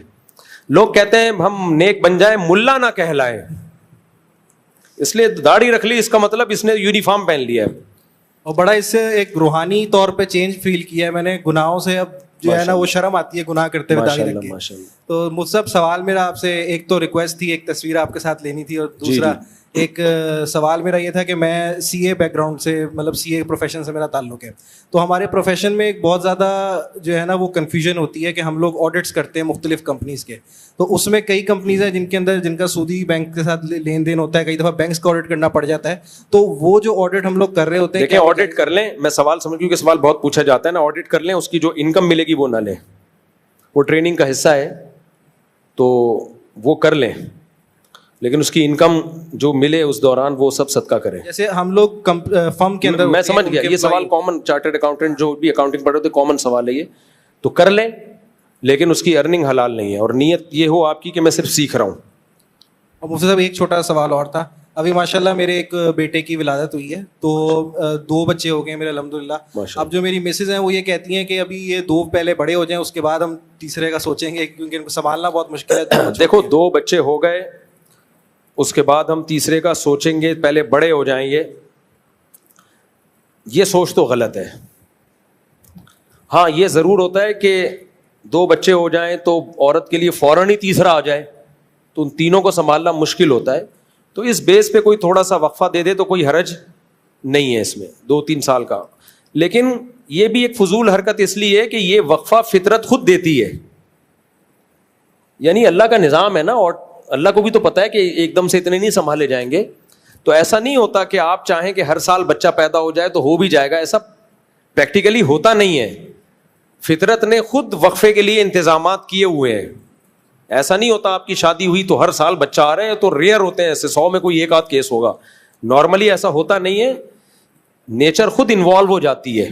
وہ کیسے انوالو ہوتی ہے, جب ماں بچے کو فیڈ کراتی ہے تو پریگننسی کا چانس 80-90% ویسے ہی کم ہو جاتا ہے, بہت کم چانس ہوتا ہے. تو یہ آٹومیٹیکلی قدرت کی طرف سے ہوتا ہے. اگر نہیں ہو رہا تو کوئی کرنا چاہے 2-3 بچوں کے بعد 2-3 سال کا, شریعت میں کوئی حرج نہیں ہے. لیکن نیت یہ نہیں ہونی چاہیے کہ میں خرچے نہیں اٹھا سکتا. اور دوسری بات یہ کہ اس کا عورت کو ہوگا بہرحال نقصان, کیونکہ یہ جو کہتے ہیں نا وقفہ کم ہوگا تو بچے پالنا مشکل ہوگا, پریکٹیکلی ایسا ہوتا نہیں ہے, کیونکہ پہلا والا بڑا ہو جاتا ہے اس وقت تک. وہ بچی ہے تو گھر ماں کے ساتھ سنبھالتی ہے, بیٹا ہے تو وہ نیچے والے بہن بھائیوں کو سنبھال لیتا ہے. میں اپنا بتاؤں, میرے جس گھر میں بچے زیادہ ہیں ان کو ہم نے آسانی سے سنبھالا ہے, کیونکہ بچے نے خود مل کے ایک دوسرے کو سنبھالا ہے. اور جس میں کم ہے ان کو سنبھالنا مشکل ہے. تو بچے خود ایک دوسرے کو سنبھالتے ہیں. تو جن کے بچے ہیں ان کو بچوں کی ضرورت زیادہ ہے, تاکہ ان کے بہن بھائی ایک دوسرے کو سنبھالیں. سر ماں ہی نہیں سنبھال رہی ہوتی. میں نے تو شرعی مسئلہ بتا دیا کہ روک سکتے ہیں وقتی طور پہ, لیکن بہتر کیا ہے وہ میں نے بتا دیا. بہتر یہی ہے کہ نہ روکیں. مطلب تصویر کے لیے اگر, ہاں وہ اس کے بعد انشاءاللہ. آ جاؤ میرے بھائی, بلکہ ابھی آ جاؤ. تیرا بچہ, آپ کا بچہ, یعنی میرا بچہ, تیرا بچہ کہہ رہا تھا میں, پرنسپل صاحب کا بچہ. السلام علیکم, جلدی سے, شاباش, nice to meet you, how are you, fine, دبا دے دبا دے دبا دے, ادھر دیکھو ادھر دیکھو, شاباش. چلو آ جاؤ لاہور والے, لاہور اسٹیشن, وعلیکم السلام, لسی, سجی کے پائے, کھجی کے پائے. کیا لکھا ہوا ہے یار, پڑھ کے سناؤ کیا لکھا ہوا ہے, پینسل سے لکھا ہوا ہے اتنا ہلکا ہلکا. اور کوئی سوال؟ جو میرا نام, میرا تعلق میڈیکل فیلڈ سے ہے, میرا سوال ہے نام عبد الصمد اسلام. بھائی کہہ رہے ہیں کہ وہ کہتے ہیں کہ اگر کمیشن دینے سے قیمت میں فرق پڑتا ہے, کمیشن پہ بہت سے لوگ کام کرتے ہیں, جائز ہے کام کرنا کمیشن پہ بھی, اس میں کوئی شریعت نے ناجائز نہیں قرار دیا. چاہے دواؤں کی قیمت میں فرق پڑ رہا ہو تو اس سے کیا فرق پڑتا ہے, وہ تو پڑے گا, نیچرل ہے یہ, دھوکہ نہ ہو کسی کے ساتھ. گائے کی پڑھنا, کوئی کیا بول رہا ہے بھائی, گانے کی لیرک پڑھنا, گانا صرف بیوی کو سنا سکتے ہیں, اس کے علاوہ گانے گنگنانا گانا جائز نہیں ہے, صرف بیوی کے لیے جائز ہے. اور اس کو سناتے ہوئے موت آتی ہے انسان کو, آدمی کہتے ہیں تجھے کیوں سناؤں میں. تو جو پرانے گانے یاد ہیں, لوگ کہتے ہیں گانا سنانے کے لیے تو سننا بھی نہیں, سننا نہیں ہے, پرانے یاد ہوتے ہیں. بعض دفعہ بسوں میں نہ چاہتے ہوئے بھی گانا, اب ہم کبھی بس میں, پہلے اب تو چھوڑ دیا سفر سیکیورٹی کی وجہ سے, کبھی زندگی میں جو پرانے گانے سنے ہوئے تھے بس میں جاؤ, وہ لگتا ہے تو یاد آ جاتے ہیں, گانا نہیں بھولتا انسان, تو وہ پرانے گانے یاد آ جاتے ہیں. وہ پرانے گانوں کی شاعری بھی ہوتی تھی, ٹائٹ قسم کی شاعر. تو لڑکے بتاتے ہیں, لونڈے لپاڑے بتاتے ہیں کیا آ رہا ہے, ٹیشن کے علاوہ کچھ بھی نہیں ہے. پہلے گانوں میں شاعری ہوتی تھی, وہ گانے آپ بیوی کو سناؤ, بیوی بھی کہے گی ماشاء اللہ آج پتہ چلا آپ کو مجھ سے محبت ہے, یہ ہماری ارینج میرج نہیں, ہماری محبت کی شادی ہے. لیکن بیوی کو گانا سنانا دنیا کا سب سے مشکل کام. انٹی کا فون آ جائے پوری فلمیں سنا دے گا اس کو, اسٹوریاں سنا دے گا. اچھا میرے بھائی, اچھا بیوی کو کبھی سنا بھی رہا ہو تو بیوی سمجھتی ہے مجھے کہہ رہا ہے یہ, حالانکہ آدمی کسی اور کی نیت کر کے کھا رہا ہوتا ہے. کچھ خواتین کہتی ہیں ہمارے شوہر محبت میں گانے سناتے ہیں. کہتا ہوں بھائی اتنا نیک, مارکیٹ میں شارٹ چل رہے ہیں, شارٹ چل رہے ہیں مارکیٹ. اچھا میرے بھائی, وہ مسجد کو یتیم اور پتہ نہیں کیا لکھا ہوا ہے, غریب کرنا نامناسب. اچھا میں نے اپنی مسجد کے بارے میں کہہ دیا ہماری مسجد بیچاری یتیم اور غریب ہے. یہ صاحب کہہ رہے ہیں اپنی مسجد کو یتیم اور غریب کہنا ٹھیک نہیں ہے. میرے بھائی ادب کا کو مسلط نہیں کرو اپنے اوپر. اس میں مسجد کی توہین نہیں تھی, مسجد کی قسمہ پرسی بیان کرنا مقصد تھا. تو اتنا زیادہ نہیں ایکسٹریم لیول پہ جاؤ. نبی صلی اللہ علیہ وسلم نے فرمایا لا تشددوا فیشدد اللہ علیکم, اپنے اوپر خامخواہ کی سختیاں مت لگاؤ, اللہ بھی کر دے گا سختیاں. اب ایک مولوی صاحب نے قرآن کے ادب پہ بیان کیا, اتنا سخت بیان تھا وہ, لوگوں نے واہ واہ تو کر لی, لیکن میں نے کہا پریکٹیکلی یہ ممکن نہیں ہے.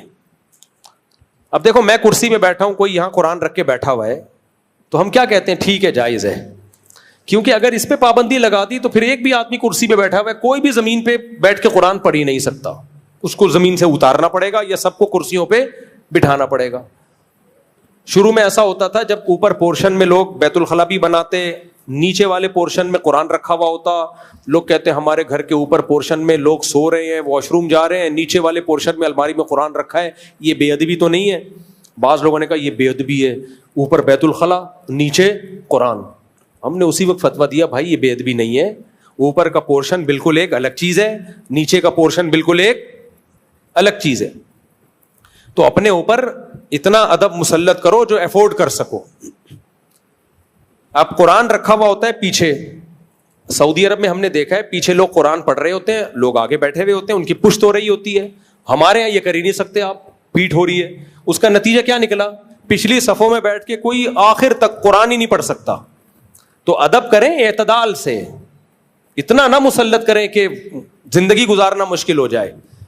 ایک بیچارے بزرگ آیا کرتے تھے مجھ سے ملنے, اللہ ان کی عمر میں برکت دے, اگر دنیا سے چلے گئے اللہ مغفرت فرمائے. وہ بہت زیادہ ادب سے بات کرتے تھے مجھ سے, آتے پہلے درود شریف پڑھتے, بڑے احترام کر رہے ہیں آپ مفتی ہیں, تو اتنا زیادہ القابات عرض کیا تھا. احقر کو گوناگوں مصروفیات کے باعث آپ سے ملاقات نہیں ہو پا رہی تھی, تو اب بڑے عرصہ دراز کے بعد آپ کا دیدار مبارک نصیب ہوا تو کچھ گزارشات پیش خدمت ہیں. مجھے پسینے چھوڑ جاتے تھے. ایک دفعہ تو میں نے افورڈ کیا, دوبارہ وہ آ رہے ہوتے تھے میں راستہ بدل لیتا تھا کہ بھائی بہت مشکل کیس ہیں. ان پہ انڈیا کے تھے, کہیں لکھنؤ کے, تو وہ ویسے میں ان کا احترام کرتا تھا, بوڑھے ہیں, خیریت ویریت, لیکن جب کوئی بات پوچھنے آتے میری ٹانگیں کپ کپانا شروع. تو میں نے کسی سے کہا, میں نے کہا یار یہ ہمارے لیے قابل احترام ہے, ان سے بولو کہ بس ٹو دا پوائنٹ بات پوچھ لیا کریں, آپ بھی سکون میں رہیں گے اور میں بھی. پھر بھی بوڑھے کا پھر بھی میں برداشت کر لیتا ہوں. اب بھی کچھ بوڑھے ایسے ہیں بڑی لمبی تمہید, ان کو تو میں یہ سوچ کے برداشت کر لیتا ہوں یار بڑھاپا ہے چلو برداشت. جوان آدمی پہ یہ سوٹ نہیں کرتا. آؤ ملو, السلام علیکم مفتی صاحب خیریت سے ہیں, بہت خوشی ہوئی آپ سے مل کے, یہ مسئلہ پوچھنا تھا, یہ اس کا جواب ہے, السلام علیکم. وعلیکم السلام. شاباش. تو یہ جو ادب بہت زیادہ مسلط ہوتا ہے یہ عذاب جان بن جاتا ہے. کل ایک تقریب میں ہم تھے, ایک میٹنگ تھی, اس میں سب لوگ اپنی رائے دے رہے تھے حالات سے متعلق, ٹو دا پوائنٹ بات کر کے. ایک مولوی صاحب کے ہاتھ میں مائک آیا, ان کو دیے گئے 2 منٹ میں آپ اپنی بات کریں. وہ کیسے شروع کی, الحمدللہ نحمدہ ونصلی علی رسولہ الکریم اما بعد فاعوذ باللہ من اتنا لمبا خطبہ. اس کے بعد پھر انہوں نے تجوید کے ساتھ تمام حضرات کا میں دل سے شکر گزار ہوں, اللہ سے امید ہے آئندہ بھی ہم اسی طرح ملتے رہیں گے. میں نے ساتھی سے کہا مشکل کیس ہے, میں نے کونی ماری, میں نے کہا بھائی یہ بہت مشکل کیس ہے. میں نے کہا کوئی فارورڈ کا بٹن واٹس ایپ میں تو ہوتا ہے, آہستہ بول رہے ہیں نا آپ, ڈبل اسپیڈ کر دو. میں نے کہا کوئی ایسا سافٹ ویئر بناؤ, سب سے پہلے میں خریدوں گا, جو اس طرح بول رہا ہوگا جا کے اس کے لگا دوں. وہ کیا ہوا, 2 منٹ کی بات 20 منٹ میں کیے اور لوگ اٹھ کے جانے لگے. ابے ٹو دا پوائنٹ بات کرو, چلاؤ یار آگے. تو یہ جو ادب ہے, مسجد کو یہ بول دیا, مسجد کو غریب بول دیا, بھائی کوئی بے ادبی کی نیت سے نہیں بولا ہے, مسجد کی حالت بتانے کے لیے. تو اس میں کوئی زیادہ نہ مسلط کریں. یہ اور کیا گانے, یہ محبت ہو گئی کزن سے, اس کی عمر زیادہ, آپ 17 سال کے ہیں, جس سے محبت ہو شادی اسی سے کرو میرے بھائی, چاہے 90 سال کی کیوں نہ ہو. ہوتی نہیں ہے 90 سال کی سے, لیکن ایک مثال دے رہا ہوں میں. اگر آپ کی عمر 17 سال ہے, کزن کی عمر 35 سال ہے, آپ کو اچھی لگ رہی ہے, ٹرائی مارو ایسی کی تیسی. میں نے خود ایسی شادیاں کرائی ہیں ایسی شادیاں. ہمارے محلے میں ایک لڑکا تھا, لونڈا لپاڑا بالکل, بمشکل 17-18 سال کا ہوگا, ہینڈسم اسمارٹ تھا. انٹی تھیں 35-40 سال کی, کنواری تھیں, پسند آ گیا ان کو. انٹی بھی انٹی تھیں, اس لڑکے کو پسند آ گئی, وہ شادی ہو گئی. لوگوں نے بہت تماشے کیے. آج ماشاءاللہ ان کے بچے ہیں, ابھی ملا مجھے پتہ نہیں 30-35 سال کے بعد, پرانا واقعہ ہے نا, ابھی تک ماشاءاللہ ہنسی خوش زندگی گزر رہی ہے, ان کے خاندان اچھا, بچے بھی ہو گئے. جب میاں بیوی راضی تو کیا کرے گا قاضی, ایسی کی تیسی. وَتُعِزُّ مَن تَشَاءُ وَتُذِلُّ مَن تَشَاء کی روشنی میں سمجھائیے کہ کیا اس سے مراد یہ جس شخص کو عزت مل رہی ہے وہ عزت کے قابل بھی ہے, مثلا ڈونلڈ ٹرمپ یا کوئی اور بھی شخص جس کا نام بھی نہیں لیا جا رہا, جس کو عزت مل رہی ہے وہ عزت کے قابل ہو یا نہ ہو. ہمارے ملک کو عزت مل رہی ہے, شخصیات کو نہیں دیکھا جاتا, اس کے پیچھے کنٹری کو دیکھا جاتا ہے. اگر آپ کا آرمی چیف سے اختلاف ہے 100 دفعہ کریں آپ اختلاف, جیسے ہمارا جنرل مشرف سے اختلاف تھا, آپ 100 دفعہ کریں. لیکن ابھی جو آرمی چیف کو عزت مل رہی ہے تو چیف کی وجہ سے نہیں. ڈونلڈ ٹرمپ, عاصم منیر نہ ڈونلڈ ٹرمپ کا کوئی بہنوئی ہے نہ سالہ ہے, ابھی مل رہی ہے پاکستان کی وجہ سے. اگر آرمی چیف کوئی اور ہوتا تو بھی ملتی, مشرف ہوتا تو بھی ملتی, باجوہ ہوتا تو بھی ملتی. تو ایک آرمی چیف کو نہیں دیکھا جاتا, اس کے پیچھے کنٹری کو دیکھا جاتا ہے. تو اس لیے میں کہہ رہا ہوں کہ مثبت سوچنا سیکھو. اور ویسے بھی جب باجوہ تھا, جنرل باجوہ, تو یہ ہمارے سیاسی لیڈروں کی یہ مسئلہ ان کے ساتھ یہ ہے کہ جب فوج آپ کو فیور کر رہی ہو تو زندہ باد وہ ہمارا باپ ہے, جب آپ کے اگینسٹ ہو تو یہی ملک کو کھانے والے بھی یہی ہیں, بنگلہ دیش توڑنے والے بھی یہی ہیں, بھٹو کو لٹکانے والے بھی یہی ہیں, سب کچھ یہی کر رہے ہیں. کل جو مسلم لیگی فوجیوں کے خلاف باتیں کر رہے تھے آج کر رہے ہیں, بولو نا, نہیں کر رہے. آج جو پی ٹی آئی والے فوج کے خلاف بول رہے ہیں, کل بول رہے تھے عمران خان کی تقریریں کہ آرمی چیف ہمارا باپ ہے. میں پھر بھی کہہ رہا ہوں فیور کرو, آپ 100 دفعہ فیور کرو, پی ٹی آئی کو بھی کرو, جے یو آئی کو بھی کرو, لیکن بھائی یہی سیاسی لیڈر یہ بھی تو پینترے بدلتے ہیں نا, یہ بھی تو پینترے بدلتے ہیں. تو ہم پینترا نہیں بدل رہے, ہماری ایک ہی دعوت ہے شروع سے, سب سے پہلے ہم نے کنٹری کو دیکھنا ہے. ہمیں باجوہ یا عاصم منیر سے لینا دینا کچھ بھی نہیں ہے, ہمیں کنٹری سے لینا دینا ہے. تو کنٹری کے مفاد میں کوئی کام ہوگا تو ہم فیور کریں گے, کنٹری کے اگینسٹ ہوگا تو ہم فیور نہیں کریں گے. جب اگینسٹ تھا تو ہم فیور نہیں. جنرل مشرف نے جو فضائی اڈے پاکستان کو کے امریکہ کے حوالے کیے 100% حرام اور ناجائز کام کیا. یہ اس وقت ہم نے ممبر پہ بیٹھ کے بولا کہ یہ غلط ہے, یہ جرم ہے, آپ کسی قوم پہ ظلم کرنے کے لیے اپنے ہوائی اڈے نہیں دے سکتے. تو جو کام غلط ہے اس کو غلط کہا جائے گا, لیکن اعتدال کا دامن. آپ کچھ کہہ رہے ہیں میرے بھائی؟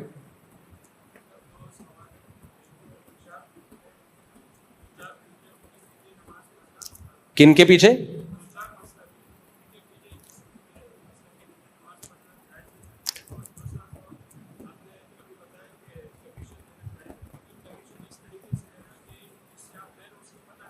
نہیں, پھر جائز نہیں ہے ایسے کمیشن لینا کہ جس سے لے رہے ہو اس کو پتا نہیں ہے, وہیں سے کاٹ رہے ہو, پھر تو یہ دھوکہ ہے نا. اور پہلا کیا سوال تھا, سوری؟ ہاں, مسلک کسی دوسرے مسلک کے پیچھے نماز پڑھنا, جب تک کسی مسلک میں شرک یا کفر نہ ہو تو اس کے پیچھے نماز جائز ہے. ابھی ٹیلی ویژن کے ایک پروگرام میں قاری خلیل الرحمان بیٹھے ہوئے ہیں, اور ساتھ میں وہ بیٹھے ہوئے ہیں جو بریلویوں کے ہیں نا, مفتی حنیف قریشی صاحب بیٹھے ہوئے ہیں, اور بھی 2-4 لوگ بیٹھے ہوئے ہیں. تو سوال پوچھنے والے نے پوچھا, یہ حنفی لوگ امام کعبہ کے پیچھے نماز کیوں نہیں پڑھتے؟ یہ 2 نمبریاں بہت ہوتی ہیں ٹیلی ویژن میں. تو مفتی حنیف قریشی صاحب نے جواب دیا کہ حنفی لوگ امام حرم کے پیچھے اس لیے نماز نہیں پڑھتے کہ وہ شافی بھی ہیں, بعض دفعہ ہمارے مسلک کے مطابق نماز نہیں ہو رہی ہوتی. بھائی یہ سوال ہی غلط ہے. حنفی لوگ امام کعبہ کے پیچھے نماز پڑھتے ہیں, چاہے وہ شافی ہوں چاہے وہ حنبلی ہوں, کیونکہ ہم چاروں اماموں کو برحق سمجھتے ہیں. اب سعودی عرب میں جو امام کعبہ ہیں وہ حنبلی ہیں, ان کی تحریر میں نے خود پڑھی ہے کہ ہم فقہ حنبلی کو فالو کرتے ہیں, خود میں اس کا گواہ ہوں. انہوں نے, ان پہ کسی نے اعتراض کیا تھا کہ آپ امام احمد بن حنبل کو کیوں فالو کرتے ہیں؟ انہوں نے کہا ہم اس لیے کہ وہ اہل سنت والجماعت کے امام ہیں, تو ہمارا حنبلی ہونا قابل فخر ہے کیونکہ ہم اہل سنت والجماعت کے امام کو فالو کر رہے ہیں. یہ میں نے خود تحریر پڑھی ہے. تو ہم ان کے پیچھے نماز پڑھتے ہیں, یہ سوال ہی غلط ہے. تو قاری خلیل الرحمان نے پھر کہا کہ یہ ایسا کرتے ہیں. پھر مفتی حنیف قریشی صاحب نے جواب دیا ہم اس لیے نہیں پڑھتے. تو بریلوی حضرات نہیں پڑھتے, جو ان کا ہی کرائے ہے, لیکن یہ کہنا کہ حنفی نہیں پڑھتے یہ غلط ہے. خود صرف بریلوی نہیں پڑھتے, وہ نہیں پڑھے, ان کی مرضی, ان کے پاس کیا لاجک ہے, اس لیے نہیں پڑھتے کہ وہ شافی ہیں, ہمارے مسلک کے حساب سے نماز صحیح نہیں پڑھ رہے, کیا کر رہے. لیکن ایسا ہمارا فتویٰ نہیں ہے. دنیا بھر میں حنفی صرف پاکستان میں نہیں ہے, ترکی سارا حنفی ہے, افغانستان سارا حنفی, امام بخاری کا وطن بخارا وہ سارا کیا ہے, میں تو خود گیا ہوں وہاں جا کے, میں نے دیکھا ہے, وہ بھی حنفی ہے. تو دنیا میں 50% سے زیادہ تو مسلمان حنفی ہیں, وہ سارے امام کعبہ کے پیچھے نماز پڑھتے ہیں, نماز پڑھنے کو جائز قرار دیتے ہیں. بلکہ ہم تو یہاں تک براڈ مائنڈیڈ ہیں کہ احناف کی رائے میں 1 رکعت وتر جائز نہیں ہے الگ سے. اس پہ کیا دلائل ہے میں انشاءاللہ ریکارڈ کرواؤں گا. لیکن پھر بھی ہم حرم میں کہتے ہیں کہ ان کے پیچھے 1 رکعت بھی پڑھ لو, چھوڑ دو اپنا مسلک. کیوں بھائی؟ امام حرم ہے تو کوئی بات نہیں, آپ اس میں فقہ حنبلی کو یا فقہ شافی کو فالو کر لو. دلائل تو دونوں طرف ہیں. اجتماعیت کی خاطر کیا کرو, 1 رکعت وتر میں بھی آپ حرم میں جا کے, کہیں اور نہیں, حرم میں آپ 1 رکعت وتر بھی ان کے پیچھے پڑھ لو. تو ٹی وی میں جو پروگرام ہے اس سے یہ میسج گیا ہے کہ گویا حنفی امام کعبہ کے پیچھے نماز نہیں پڑھتے. تو سوال کرنے والے نے بھی بددیانتی کی ہے, اور قاری خلیل الرحمان صاحب کو کہنا چاہیے تھا کہ حنفی پڑھتے ہیں. لیکن قاری خلیل الرحمان صاحب کو بھی نا, خلیل الرحمان ہی نام ہے نا, ایک تو میں نام غلط لے رہا ہوتا ہوں, ان کو بھی احناف کی حمایت کرتے ہوئے موت آتی ہے. پتا ہوتا ہے یہاں احناف درست ہیں, لیکن وہ مجال ہے, کوئی طنز جتنے بھی ہوں گے, جہاں کوئی طنز کا موقع ملے گا تو کریں گے, طنز کا موقع ملے گا تو کریں گے. تو فرقواریت تو آپ خود پھیلا رہے ہو. تو ان کو چاہیے تھا, بولتے بھائی 99% حنفی امام کعبہ کے پیچھے نماز پڑھتے ہیں. ٹھیک ہے, مفتی حنیف قریشی صاحب نہیں پڑھتے ہوں گے, ان کی, میرے مقصد کسی پہ طنز نہیں ہے, ان کی اپنی ایک رائے ہوگی. لیکن یہ الزام لگانا کہ سارے حنفی نہیں پڑھتے غلط ہے, پڑھتے ہیں. السلام علیکم مفتی صاحب. جی یہ بالکل ایسا ہی الزام ہے جیسے عدالتی خلا پہ لگا دیا کہ یہ حنفیوں کی رائے کہ خلا نہیں ہوتا. بھائی سب کی رائے خلا نہیں ہوتا, تو جس کو جو ٹھڑک نکالنی ہوتی ہے حنفیوں کا نام لے کے رگڑ دیتا ہے اس کو. السلام علیکم مفتی صاحب, میرا سوال یہ ہے کہ جو لڑکے جو پیٹرول پمپ پہ کام کرتے ہیں نا, جی, ان کو جو تنخواہ دی جاتی ہے وہ کیا حرام ہوتی ہے یا حلال ہوتی ہے؟ لڑکے جو پیٹرول پمپ پہ کام کرتے ہیں ان کی تنخواہ حرام کیوں ہوگی, حلال ہے. وہ جو پیٹرول کم کرتے ہیں نا ان سے تو جو لڑکے کام کیا کر رہے ہیں پیٹرول پمپ پہ؟ جو پیٹرول کم ہوتا ہے نا ان سے تو لڑکوں کا کوئی واسطہ نہیں ہوتا, وہ تو اندر آفس سے ہوتا ہے. بس اگر ناجائز کام کر رہے ہیں, پیٹرول بچا رہے ہیں اور بل صحیح نہیں بنا رہے تو پھر ناجائز ہے. لڑکے کام کر رہے ہیں ان کے بھی صحیح نہیں ہے, جو لڑکے کام کرتے ہیں پیٹرول پمپ پہ ان کے بھی آمدنی اگر کام ہی سارا دن یہی ہے دھاندلی تو پھر ناجائز ہے. کام دیکھا جاتا ہے, زیادہ کام کیا ہے, زیادہ کام جائز ہے تو تنخواہ کو جائز سمجھا جائے گا اور ہمارے لیے ان سے ڈیلنگ حلال ہوگی, اور جو حرام ہے جتنا اس کو صدقہ کرنا پڑے گا, اور سارا ہی کام دھاندلی پر مشتمل ہے پھر جائز نہیں ہے. میرے بھائی جلدی لیڈیز گروپ کے ساتھ عمرہ کے بغیر محرم جا سکتی ہوں. خاتون نے پوچھا ہے کیا میں بغیر محرم کے عمرے پہ جا سکتی ہوں؟ گروپ کے ساتھ نہیں جا سکتی. جوان لڑکی بغیر محرم کے عمرہ یا حج کا سفر نہیں کر سکتی. ایسی باتوں کا فتویٰ غامدی صاحب سے لیا کریں. تو اس کو عام سفر پہ قیاس نہیں کیا جا سکتا, حج عمرے کے سفر کو. دیکھو یہ بات کہ نبی صلی اللہ علیہ وسلم نے عورت کو محرم کے بغیر سفر کرنے سے منع کیا ہے, اس میں اتنی بات تو ہم بھی مانتے ہیں. اس کی وجہ تھی فتنہ, کیونکہ پہلے زمانے میں جنگلوں کا سفر بھی آ رہا ہے, صحراؤں کا سفر بھی آ رہا ہے, عورت کے ساتھ کوئی مرد نہیں ہوگا تو اس کی عزت اچھلنے کا خطرہ ہے. اس لیے نبی نے فرمایا 1 دن اور 1 رات کا سفر, یا اور ایک دوسری حدیث میں 3 دن اور 3 رات کا سفر کوئی عورت محرم کے بغیر نہ کرے. اب لوگ کہتے ہیں کہ اب وہ دور نہیں ہے, اب جہاز میں جا رہی ہے, کیمرے لگے ہوئے ہیں, سیو ہے, بالکل ٹھیک ہے, لیکن یہ یہاں تو ہو سکتا ہے کراچی سے لاہور کسی کام سے جانا ہو گیا ایمرجنسی میں, لاہور سے کراچی, یا امریکہ بھی جا سکتی ہے, امریکہ میں اس کا محرم وہاں موجود ہے, یہاں سے ابا نے بٹھا دیا اور وہاں سے کسی نے ریسیو کر لیا, اس میں تو کوئی ضرورت کے وقت گنجائش دی جا سکتی ہے. عمرے میں ایسا نہیں ہوتا, حج میں ایسا نہیں ہوتا, یہاں سے اڑی وہاں پہنچ گئی, 10 سے 15 دن اسٹے کرنا پڑتا ہے. کسی اجنبی ملک میں اتنا لمبا اسٹے جوان عورت کا محرم کے بغیر, اس میں یہ کہنا کہ فتنے کا اندیشہ نہیں ہے, یہ حالات سے ناواقفیت کی دلیل ہے. اچھا لوگ مثال دے رہے ہوتے ہیں فلاں کی بیٹی گئی تھی, جوان لڑکی ہے, وہ تو صرف حج عمرہ نہیں بلکہ وہ تو 4 سال یورپ کی یونیورسٹی میں پڑھ کے آ گئی, اسے تو کچھ نہیں ہوا, اور مولوی لوگ کہتے ہیں فتنے کا اندیشہ ہے. دیکھو فتنے کا اندیشے کا مطلب کیا ہے, خطرہ ہے, یقینی تھوڑی ہوتا ہے فتنہ. کسی علاقے میں چرس بٹ رہی ہو, آپ اپنے بچوں کو وہاں جانے سے روکو گے نا؟ کیا خیال ہے؟ اب کوئی کہہ رہا ہے نہیں میرا بچہ تو گیا تھا, کوئی چرس نہیں لی اس نے, چرسیوں سے دوستیاں بھی لگائیں, راتیں بھی گزاری, چرس نہیں پی. آپ کہیں گے بھائی یہ ہو گیا, ونس اپون اے ٹائم ایسا بھی ہو جاتا ہے, لیکن خطرہ تو ہے نا, تو ہم کیوں رسک لیں بھائی؟ تو اسلام میں بہت سارے احکام کا مدار فتنے پر نہیں ہے, فتنے کے خطرے پر ہے, خطرہ موجود ہے. ورنہ بہت ساری بے پردہ عورتیں ہیں, ان کی عزتیں محفوظ, آج تک کسی نے ان کو نہیں چھیڑا. بہت ساری بے پردہ ہیں, تو کیا بے پردگی کی اجازت ہو جائے گی؟ یہی کہا جائے گا نہیں چھیڑا, خطرہ تو ہے نا, خطرہ تو ہے. تو خطرے کی بیس پہ بہت ساری لڑکیاں جاتی ہیں, عمرہ کر کے آ جاتی ہیں, کچھ نہیں ہوتا. بہت ساری جاتی ہیں یورپ امریکہ یونیورسٹیوں میں 4 سال ہاسٹل میں رہتی, کچھ نہیں ہوتا. لیکن بہت ساریوں کو بہت کچھ ہوتا بھی اسی وجہ سے, اگر وہ گھر میں رہتی ہیں تو نہ ہوتا یہ سب کچھ.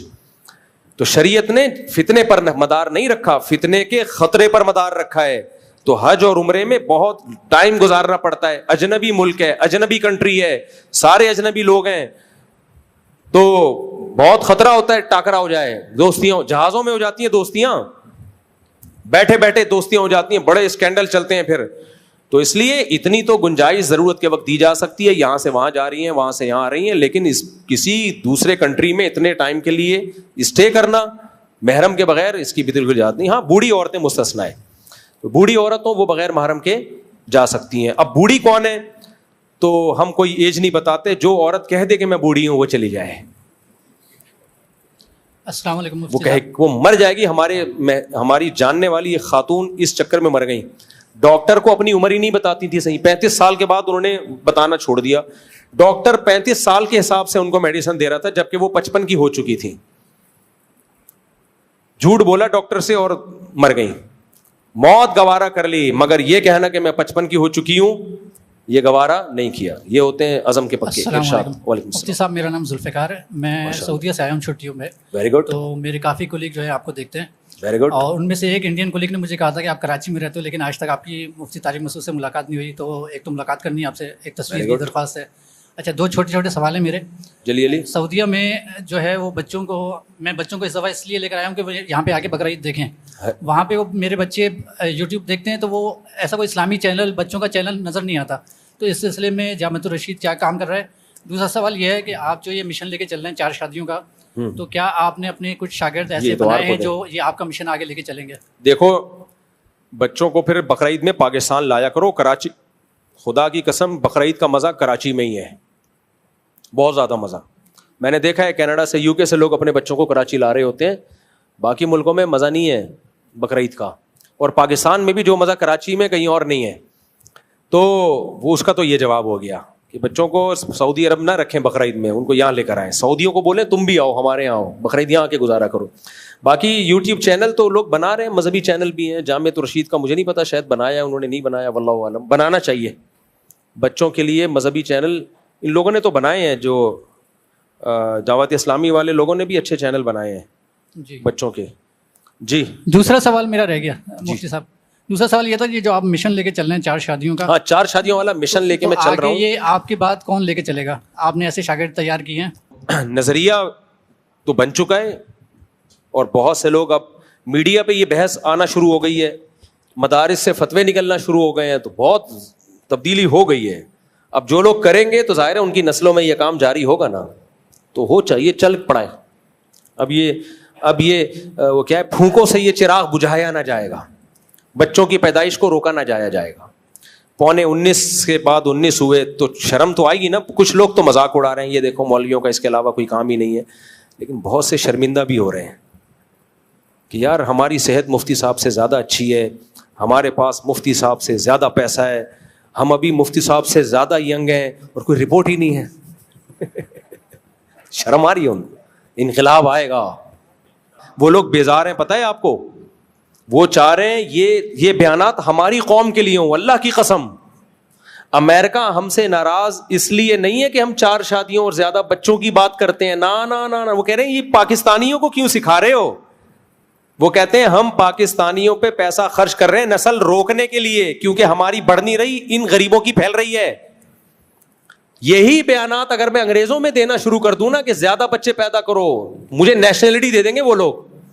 جاپان کہے گا یار ادھر شادیاں کروا, بچے پیدا کروا, یہاں پہ ہم تجھے, میں بھی جاپان چلا جاؤں نا, میرے سارے بچوں کا فری اتنے لاکھ روپے مجھے ملیں گے کہ آپ کی سوچ سے بھی زیادہ. مجھے لوگ بلا رہے ہیں, کوئی کہہ رہا ہے ناروے آ جاؤ, کوئی کہہ رہا ہے جاپان آ جاؤ, مفتی صاحب بچوں کا 19 بچوں کا الاؤنس, سونے کے نوالے, کیونکہ یہ چاہ رہے ہیں فیملیوں کو بڑھانا. نہیں, لیکن نیشنلٹی وہاں کی لینی پڑے گی. نا ہم نہیں آ رہے. ہم کہتے ہیں نہیں, اپنے خرچے پہ پالیں گے بچوں کو. لیکن آپ کو پتا نہیں ہے, ان لوگ وہ چاہتے ہیں کہ ان کا فیملی سسٹم مضبوط ہو, وہ چاہتے ہیں کہ ان کے ہاں گروتھ ریشو بڑھے. ناروے کی فیمیل وزیر اعظم تھی, جب میں نے ناروے کا سفر کیا ہے, میرے جانے سے چند دن پہلے اس نے بیان دے دیا تھا کہ ناروے کی خواتین کو کہا تھا کہ بچے زیادہ پیدا کرو, بچے بڑھاؤ. اس پہ عورتوں نے اس کے خلاف احتجاج کیا کہ تو کون ہوتی ہے ہمیں مشورہ دینے والی. وزیر اعظم کی بے عزتی کر دی انہوں نے. وہ تو چاہ رہے ہیں. میں نے جرمنی میں جب بیان کیا نا, تو ایجنسی والوں نے, وہاں کی خفیہ ایجنسی نے ہوسٹ کو بلا لیا جس نے میرا بیان رکھوایا, تو اس کو بلایا انکوائری کے لیے. وہ ڈر گیا کہ پتہ نہیں کیا ہو رہا ہے. انہوں نے میرا پورا بیان ریکارڈ کیا تھا. انہوں نے کہا تھا یہ والے بیانات کی ہمیں سوسائٹی کے لیے ضرورت ہے. نہیں آئی میرا خیال ہے بات. تو وہ خوب اچھی طرح سمجھتے ہیں کہ نسل بڑھانا بہت ضروری ہے. وہ آپ لوگ کو جو ویزے دے دے کے بلا رہے ہیں, غریبوں تمہیں کیوں بلا رہے ہیں؟ اس لیے کہ ان کے پاس بندہ نہیں ہے. ہم جیسے نالائقوں کو بلا رہے ہوتے ہیں, آؤ یار بندہ شارٹ ہے مارکیٹ سے. تو ان کے پاس نہ فوج میں افراد ہیں, نہ فیکٹریوں میں ملازمین ہیں, بندہ نہیں ہے. سب کچھ ہے, بندہ اس مارکیٹ سے کیا ہے, شارٹ. تبھی ہمارے مزے ہیں, وہاں جا کے کما کے یہاں بھیجتے ہیں ہم لوگ. تو ان کی ترقی سے کو ہم کیش کرا رہے ہیں. تو اس لیے ان کو ان بیانات کی ویلیو کا اندازہ ہے, آپ کو اندازہ نہیں. لیکن وہ یہ کہتے ہیں اس قوم کو مت لگاؤ شادیوں پہ, بچوں پہ. یہاں کے لیے فیملی پلاننگ روکو. کیونکہ دشمن کہتا ہے میرے نہیں بڑھ رہے تو دشمن کے بھی نہ بڑھیں. ایشیائی ملکوں کے لیے کہتے ہیں رکواؤ ان کی نسلیں. ارشاد. بس آخری سوال بھائی پہ چھٹی. السلام علیکم. ان سے پہلے آ جائیں, انہوں نے پہلے پوچھا ہے. یہ پہلے جلدی جلدی جلدی اسپیڈ. اب ماشاء اللہ ماشاء اللہ. عبد السبحان, دل سے دعا ہے اللہ تعالیٰ آپ کے بچے کو نیک صالح بنائے, حافظ قرآن بنائے.